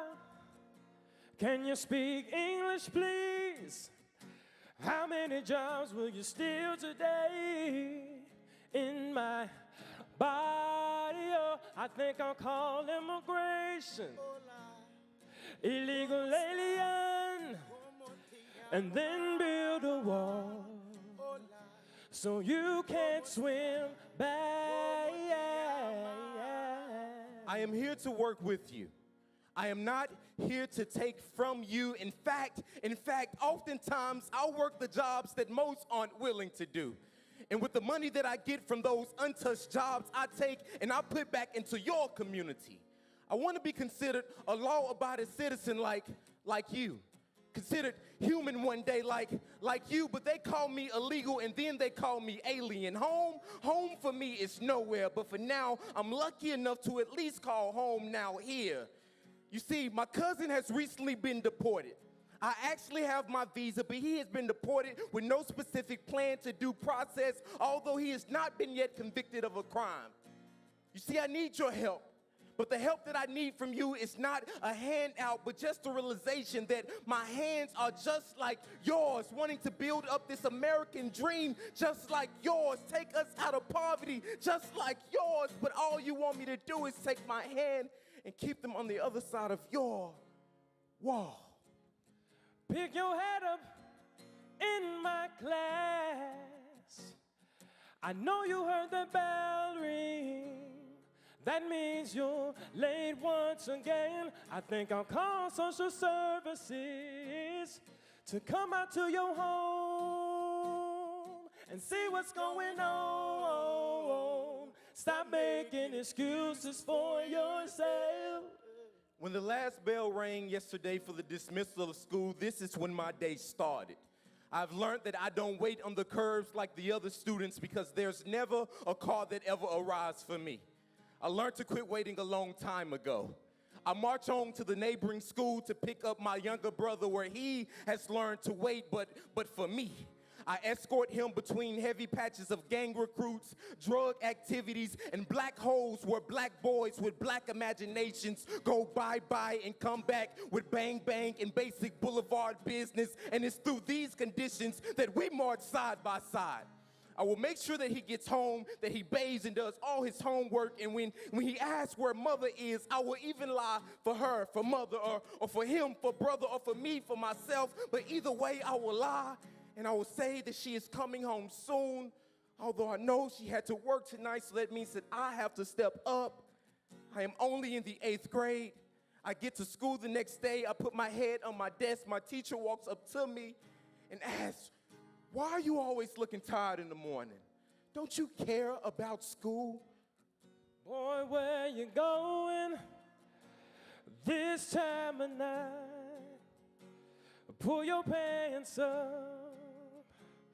Now show me some ID, hands against the wall. You look like a thug. You better not resist, or I'm taking you downtown tonight. One hand is on 10 o'clock, the other hand is on 4 o'clock, and I have to be at work by 7:30. It is now 7:21. I am 10 minutes from work. I cannot be late again or else I lose my job. My car is in the shop, and that is why I'm on my last strike at work. I don't know why I'm on my last strike with this officer. I am afraid. And although he is afraid for reasons that he has been birthed to believe are legitimate reasons, I am the one that is afraid. I know that if I reach for my ID, I risk the chance of not getting home at night. My daughter is at home with the babysitter. I hand him my ID, my insurance. My insurance is expired because I had to choose between paying for it and paying for the babysitter.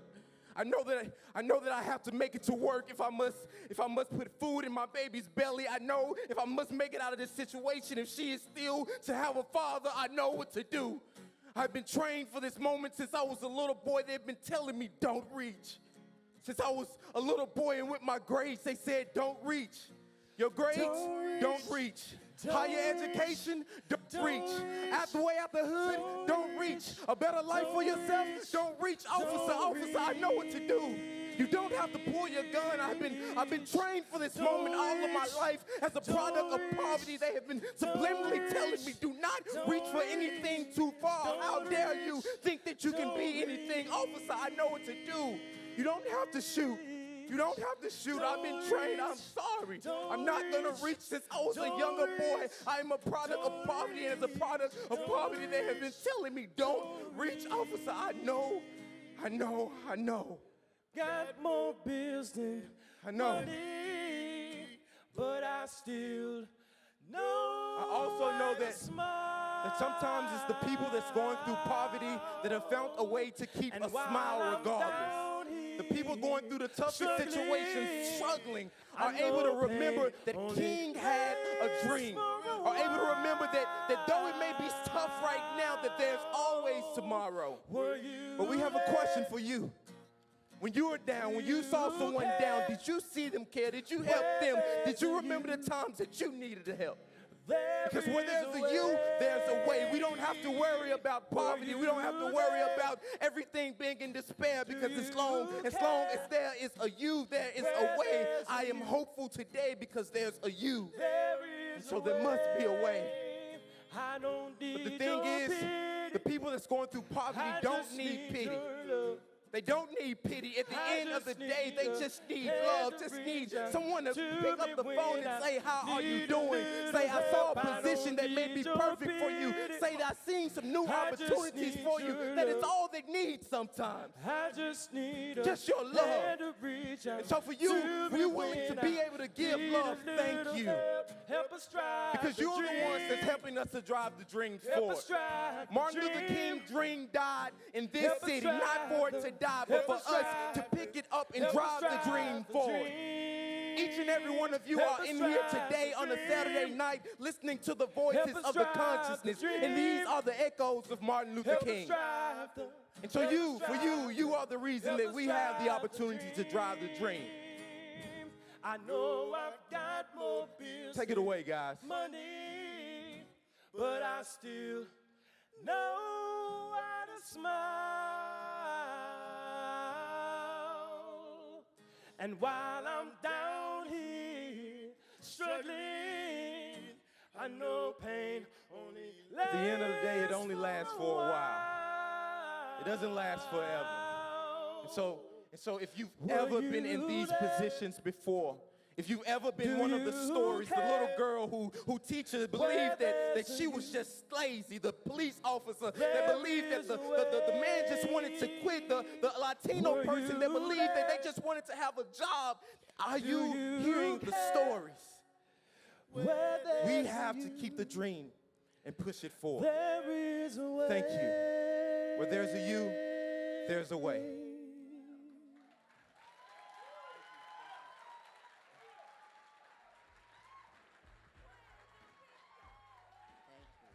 Thank you. Sebastian Carson and Jay Buck and DJ Singfield. Don't reach. Sebastian's at Choose 901 and doing a phenomenal job there. And he's using that job to work with millennials in the arts. We love it. So now we've been talking about Ed Mabry. You all know who Ed Mabry is?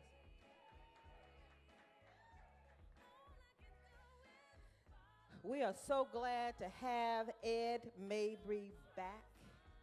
We brought him in last year, and it just wasn't the same when he got through. He's something else. And he's been going around with me for the last 2 days doing media interviews. And this morning, I said, Ed, give him a little 30 seconds or something. And he did. He made it up. Impromptu, because he can do all that. He's the only 4-time individual World Poetry Slam champion. And he's planning on keeping that title because he's going back for a 5th try. And we're going to put some good vibes out there for him. He tours the country as a poet, a comedian, and he is truly a comedian, y'all. He could really just do that. And motivational speaker, he's a 2-time Ink Slam winner, the only 3-time and current Southern Fried Regional Poetry Slam individual champion, a multiple Leaf Slam champion, and he's an Emmy winner for 3 seasons of TV One's Hustle and Flow, seasons 3, 5, and 6. He has appeared on HBO's All Deaf Digital and was a speaker. You've heard of the TED Talks? Well, he did TEDx in Dayton. He's performed at over 100 colleges and universities around the country, and he's teaching workshops and conducting seminars. He did a thing yesterday for us, a master class. He kicked off the symposium, and he said it right. He got us ready for what we were going to be doing for the rest of the day. That's Ed Mabry. As a comedian, he has opened for D.L. Hewley, Rob Snyder, Roy Wood Jr., the late Charlie Murphy, and many more. He's a two-time finalist in the World Series of Comedy. He's a heavy brother, right? And we've got him. Let's listen.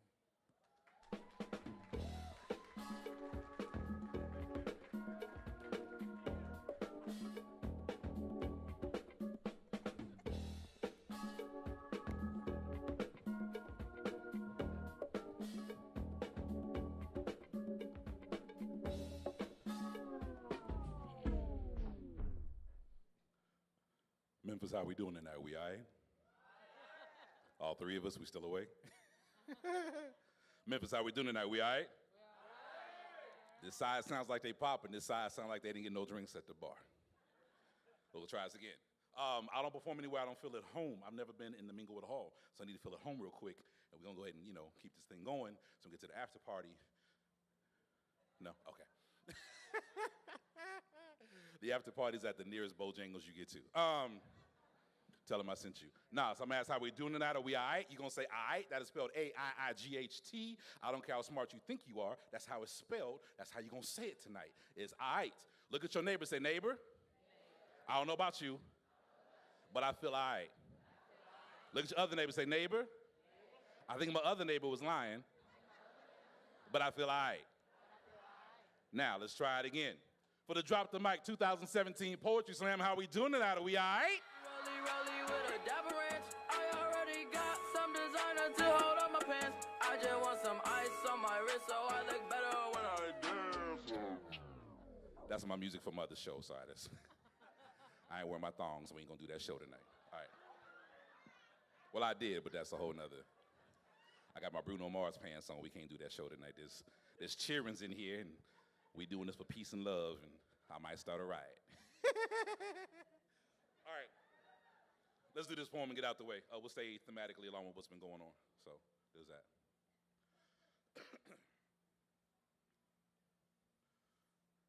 All's my life. Eyes had. All's my life, eyes had. All's my life, all's my life. But if God got us, then we gon' be.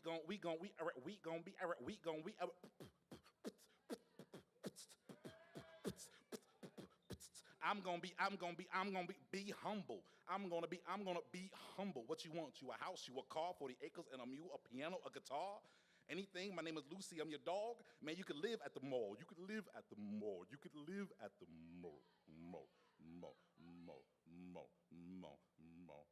Why you wanna fly, blackbird? You ain't never gonna fly, 'cause your mama's name was lonely and your daddy's name was pain, so they called you Little Sorrow, 'cause you'll never love again.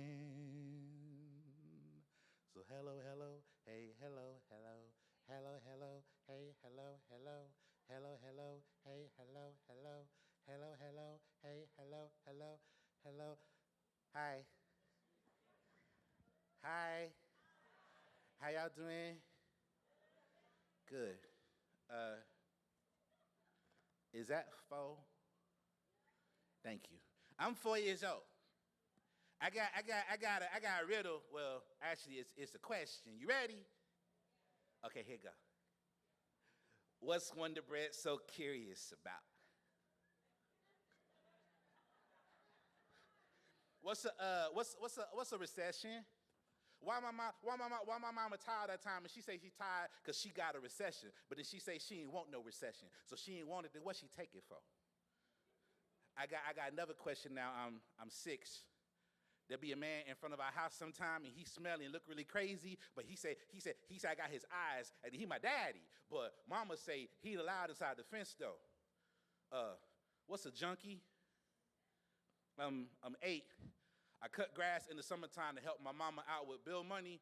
She let me keep some of it for candy, though. And this boy came by other day. He offered me $50, take a bag down the street for him. Mama chased him away, though. What's blood money? Mama lost her second job because she tired from overworking her third. Okay, well, that's not what she say. She say she didn't lose her job. She say that she know what her job is. It's just that when she go there now there's somebody else doing it. So she say it's not that electricity been out for the past couple weeks. She just felt like lighting them candles that we got from the Family Dollar. And it's not that we ain't had no food to eat the past week. It's just she thought what they throw out behind the Zaxby's tastes better. Yeah, I ain't believe it either. So I found that boy with them dope bags, and I told him I was ready. What's low middle income? I'm 10, and some boys jumped me and took the chain that the boy I worked for gave me. Okay, I admit it, I cried a little bit, but the boy I worked for hit me and said, "Man, no cry, punk!" Then he handed me a gun. It was heavy. What's a father figure? I'm 13, the boy I worked for, he gave me my first... It was scary. The boy I worked for them. He say, it's cool, dog. Everybody's scared the first time. Then we saw the kid to my chain while ago. He handed me the gun and say, it's cool, dog. Everybody's scared the first time. What's the rite of passage? I'm 15 now and got my own corner. Look at me all slick because your kid about to graduate. Guess what, ho? We both graduating. Question? Yeah, what's George Bush and no child left behind? I'm 16 and got 2 corners. Question? Yeah, you buying or you selling? Otherwise, why you wasting my time with all these damn questions, man? I'm 20 when I'm doing my second bid in jail. Man, 10 years ain't nothing. My brother in here, my father out in the yard working out right now, man. It's ain't no damn jail time, fool. It's a family reunion, son. I needed a break. Question? Yeah, why my mom take the phone calls and money I send her? We got cable, Nike, and cell phone here. Why they make it so comfortable here? Why we got to go to jail and find God? You look at me that way, punk. I'm 30, but out of jail, what? 35. Work till they pay till they manual labor, son. You cash your check at the corner store, you spend your check at the corner store. Smoke the same stuff I used to sell, baby. Question? Hold up.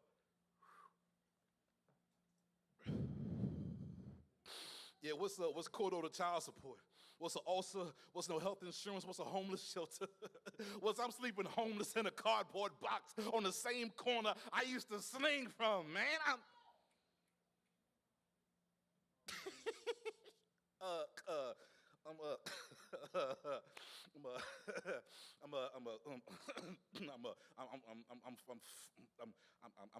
40. I'm a little tight right now, you know what I'm saying? You got me. I'm a little tight on right now, you know what I'm saying? I was gonna rob one of you uppity poetry types for all your money tonight when you win. But Miss Faith, she gave me her leftover from her 2-piece snack from Bojangles the other day when I cleaned the windows. So I got this gun on me, but it's only got 1 bullet. But I'm only gonna kill one person here tonight. But I'm gonna let you live if you can answer this question for me though. You ready? Huh? All right, here you go. What was the name of the 10-speed I had when I was a kid? Was it orange? Did it have wheels or did it have wings? Did it have spokes on it like guitar strings? Did they play nicely? Did they have friends? Hold on. My man, was we friends once? Did I lose you or you lose me? Did I lose you in that summer? Yo, dog, you remember that summer? That fire? That rose out of exploding bloom, the laughter, me and elephants out of hyena, dog? You remember that hyena sitting on the White House porch, watching and waiting? Is that what did it? All that waiting? Well, tomorrow stuffed up your nose and yesterday stuck down your throat, afraid to breathe, scared to swallow. Man, your belly was so full of butterflies, you forgot where you left your wings. Then we lose our wings, leaving the back of Jim Crow, Jim Brown, all that black running, that Carl Lewis in our veins, that Flojo. Man, that thing wouldn't need no afro no more. We can't swim with it anyway. All we have to do is please wait, hurp, and hold. Is that we lost it? The we, the us, the monkey on the back with the monkey got his jungle. He got his radar. He knows way home. Did we lose our way home? Forget the ticket for the cab. after we pawned and forgot we placed our pride in almighty dollar. Wasn't she pretty?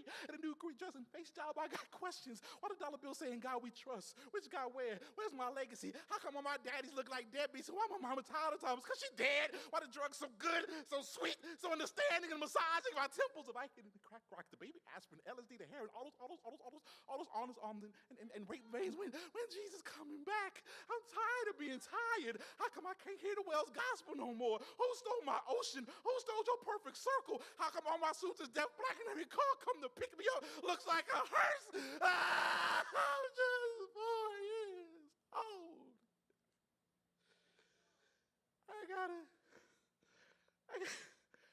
I got a question. What's Wonder Bread so curious about?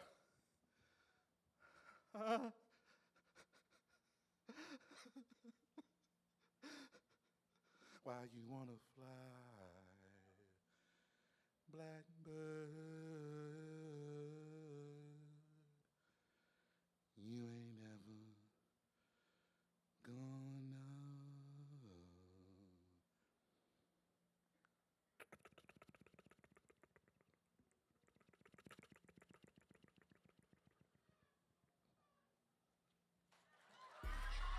Please make sure you holler all of us out here in the front. All the artists you heard tonight and many more have merchandise tables. Please come check us out at our merch tables. I love all of you. AMG 63s. I tell all my break it up, break it down, bag it up. Bag it up, bag it up, bag it up. You know, it's not possible to sleep through that even if you're sleeping, right? Ed Mabry. All right. Now, I told you that we had one of our Poetry Slam winners as a judge, LaSanta. And LaSanta is going to do something that blew us away. It's called Memphis. So if you think you know Memphis now, wait till you hear LaSanta.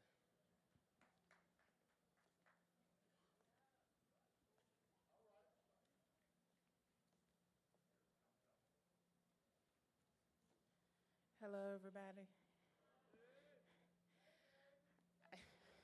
How you doing, baby?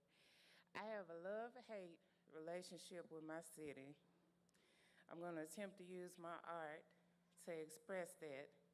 Y'all bear with me. The name of this piece is Memphis. Allow me to introduce my city. First name Memphis, last name Tennessee. Some call it the distribution hub, located in the heart of the continent.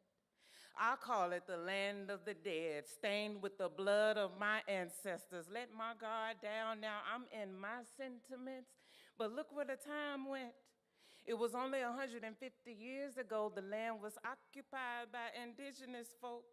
They learned to survive off the resources of the Mississippi, but then came along some European folk and they raped the women, killed the babies, took the land and enslaved what was left, found cotton to be lucrative, but stole some Africans for the labor because that cotton couldn't pick itself. Memphis, yeah. The slave trading center of the Mid-South. But it seems like that's a dirty little secret. Hush, hush, don't you talk about. Meanwhile, the rest of the world is enticed by my city's culture and mystery, and I appreciate it. But I still can't seem to get past my ancestors being sold for $100 on Auction Street, and that's off Second in North Memphis, if perhaps you find it hard to believe. Moonlight on the Mississippi reflecting my love as it overcomes my pain. From Funky Town to Harbor Town, you want to stir up a real melting pot? Come with me, let's ride through Midtown, or we can glide on the Memphis Queen, get lost in the thick aroma of barbecue. Find yourself in the soul of Memphis, Beale Street. They call us the city of the blues. And I was born and raised here, so I guess I bleed blue. When my city hurts, I live them blues. So I guess you can say I cry blue tears too.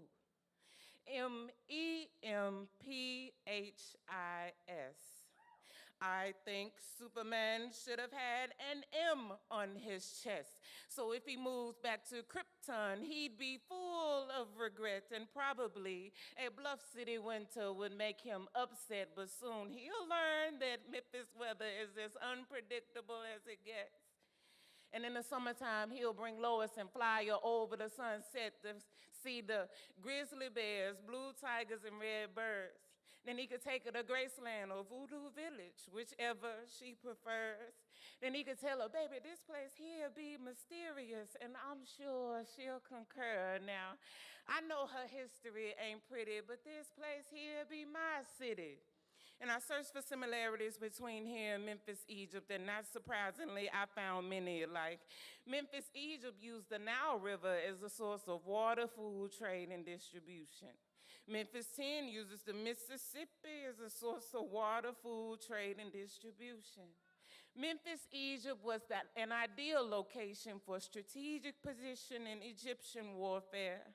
Memphis 10 was the location for strategic position in civil warfare. Memphis, Egypt was a mix of races from different areas all over the world. Memphis 10 is a mix of races from different areas all over the world. And if you want to choose some religion, baby, Memphis, Egypt was the spot. I'm talking blood rituals, esoterically dark. But as to, so is Memphis a place housing many different religions and faiths, and occultism is actually very prevalent here, just in case if anybody forgot now. Whether or not Memphis is godly, I'm gonna leave that up to you, because they call us the Bible Belt of the South, but coincidentally, we host national atheist conventions too, so. I asked the Most High the other day, would it be okay if I relocate? And he said, girl, please, you don't need it. But Lord, what am I do with this hunger for justice? And he said, my child, just follow my commands and I'll feed it. Okay, yes, Father, I'll be obedient and patient. But the presence of evil got me real anxious. Look at Memphis, 70% Al-K, Bulan, but give the minority power and sanction. Take a look at your surroundings. Took hope from my people, well, it found me. I can hear the Messiah's trumpet sounding, and I keep on hearing that Black Lives Matter, but maybe not so much in Shelby County. So when the time comes when I pass from this earth and I look upon the Creator's face, I'll ask him if I can give some shout-outs before I part my ways. And I'm sure he'll say, yes, my child, it's perfectly okay. So shout out to the ghetto boys and girls growing up in these Memphis streets. Keep your head up and look to the Most High to guide your feet. Shout out to Memphis Like Gas and Water, the sheriff and MPD too. Y'all got half the city ducking and dodging you. Shout out to downtown. Your homes are immaculate and the tourists love you. Shout out to the unincorporated areas of Memphis too. Shout out to East Memphis, Hickory Hood, Cordova, and White Station. Out east ain't what it used to be, and I just can't seem to keep up with all these changes. Shout out to South Memphis, from Castalia to Westwood to Pepper Tree. I'm even thinking about taking a course from Orange Mound University. Shout out to North Memphis, from Hollywood to Fraser, back down to 7th Street. I'm just reviving my city. Somebody check the heartbeat, and as long as my heart beats, I carry my city with me. Her first name is Memphis. Her last name is Tennessee.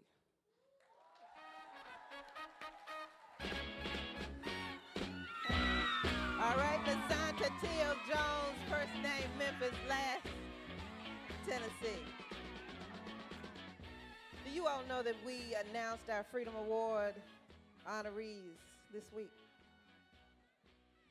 Freedom Award is October 19th, and this is our annual event where we honor those men and women who have given greatly, who have paid dues and helped to make a difference in civil and human rights. It's our occasion to pay tribute to those who have done something good for mankind. And so we announced that Reverend Bernice A. King is an honoree. We announced that Hugh Masekela, South African jazz artist, is an honoree. We announced that civil rights attorney Morris Dees of the Southern Poverty Law Center is an honoree. And we also announced that we are paying special tribute to the Memphis sanitation workers, who in 1968 made a huge statement and brought the eyes of the world on us. And we know what happened when Dr. King was trying to help him. He helped them. He came here for them. And they wore "I am a man" to show that they were dignified. And it was a rallying call around the world. In fact, it's one of the most recognized messages around the world. I am a man. Freedom Award, October 19th. You can always go to our website, civilrightsmuseum.org, and find out what we're up to. You can go to the mlk.civilrightsmuseum.org and track what's happening with MLK50. The judges are locked. You all were so good, they're trying to figure out what to do with you. But they're close. So while they are figuring it out, and we're going to give them a few more minutes, we're going to have Stan do his thing. All right. We are ready. Everybody's back from the bathroom and all that, right? We ready? Especially my poets. Is everybody back? I see you running down the aisle. Come on now.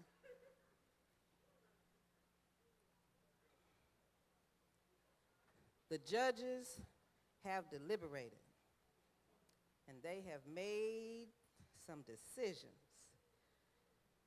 So in the first category, the 14 to 17-year-olds, Terry, come on up with the third place.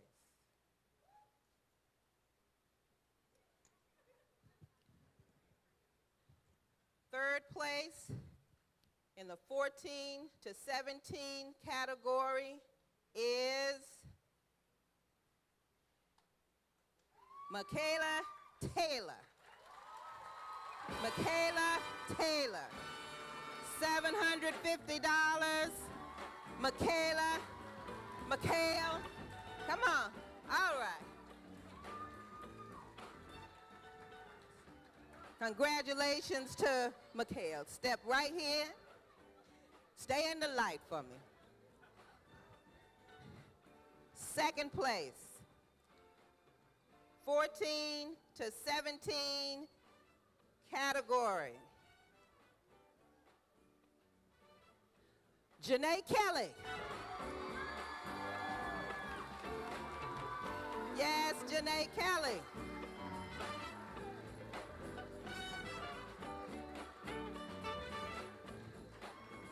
All right, Janae Kelly. Yes. Step right next to Michaela. Don't go so far back, y'all, out the light. And then our winner. First place. Don't say winner, because everybody wins. I know y'all heard that, my mic. They are all winners. But first place is Allison Nicole Smith. All right, Allison Nicole Smith.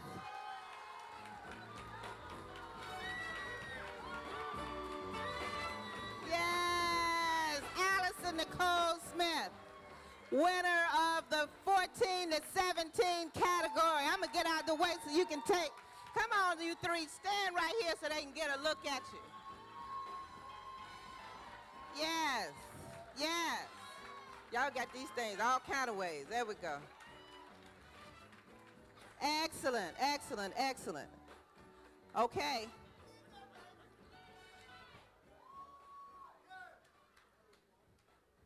All right, 18 to 24-year-olds, you ready? Yes? I don't know if y'all, are y'all ready? All right. All right, step back. Don't go anywhere now. We're gonna come get you again. Third place. 18 to 24 category. Cynthia Farmer. All right, Cynthia. This is how we do it. This is how we do it. All right, Cynthia Farmer. Second place. Second place. 18 to 24 category. Sabrine Jolly. Sabrine Jolly. Come on now. Come on now. Come on, step up here so they can see. Step right here first. Step right here so they can see. Get your time by yourself for a minute. All right, that's great. Now, first place, 18 to 24 category.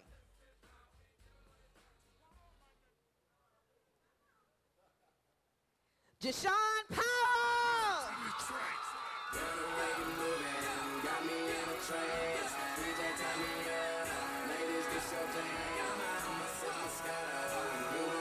All right.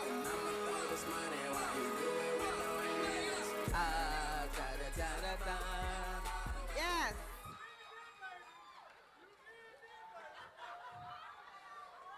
All right, 18 to 24. All right, step back for just another minute. Last category, 25 to 35. These folks that fought their way into the poetry slam. You got it. Third place for 750, Austin Crowder. Austin Crowder.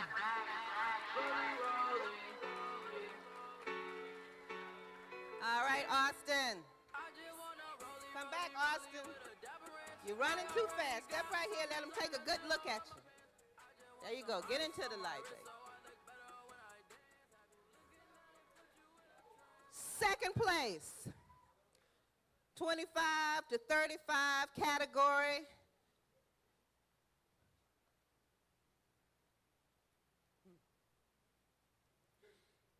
Aaron Cole.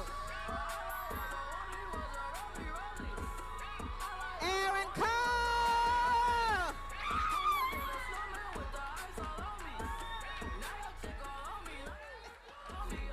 My rollie don't tick tock, it just glide.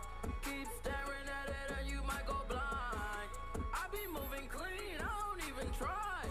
All I see is bears, bears are spies. All right. This is the last one we got.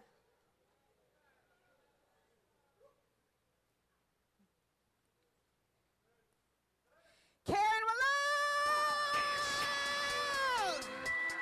Good.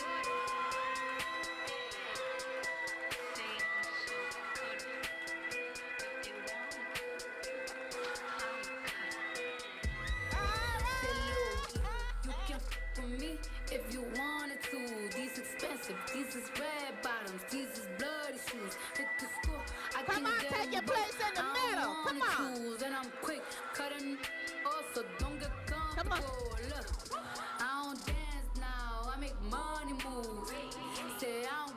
Come on, all dance, I three make of you. money move. All three If of I you, see Karen. them now speak, that means I don't f with you. I'm a boss, you a worker, I make blood. Let's give a big hand for all of our finalists and our winners. They did it. They did it. They did it. Thank you, judges. You are excused.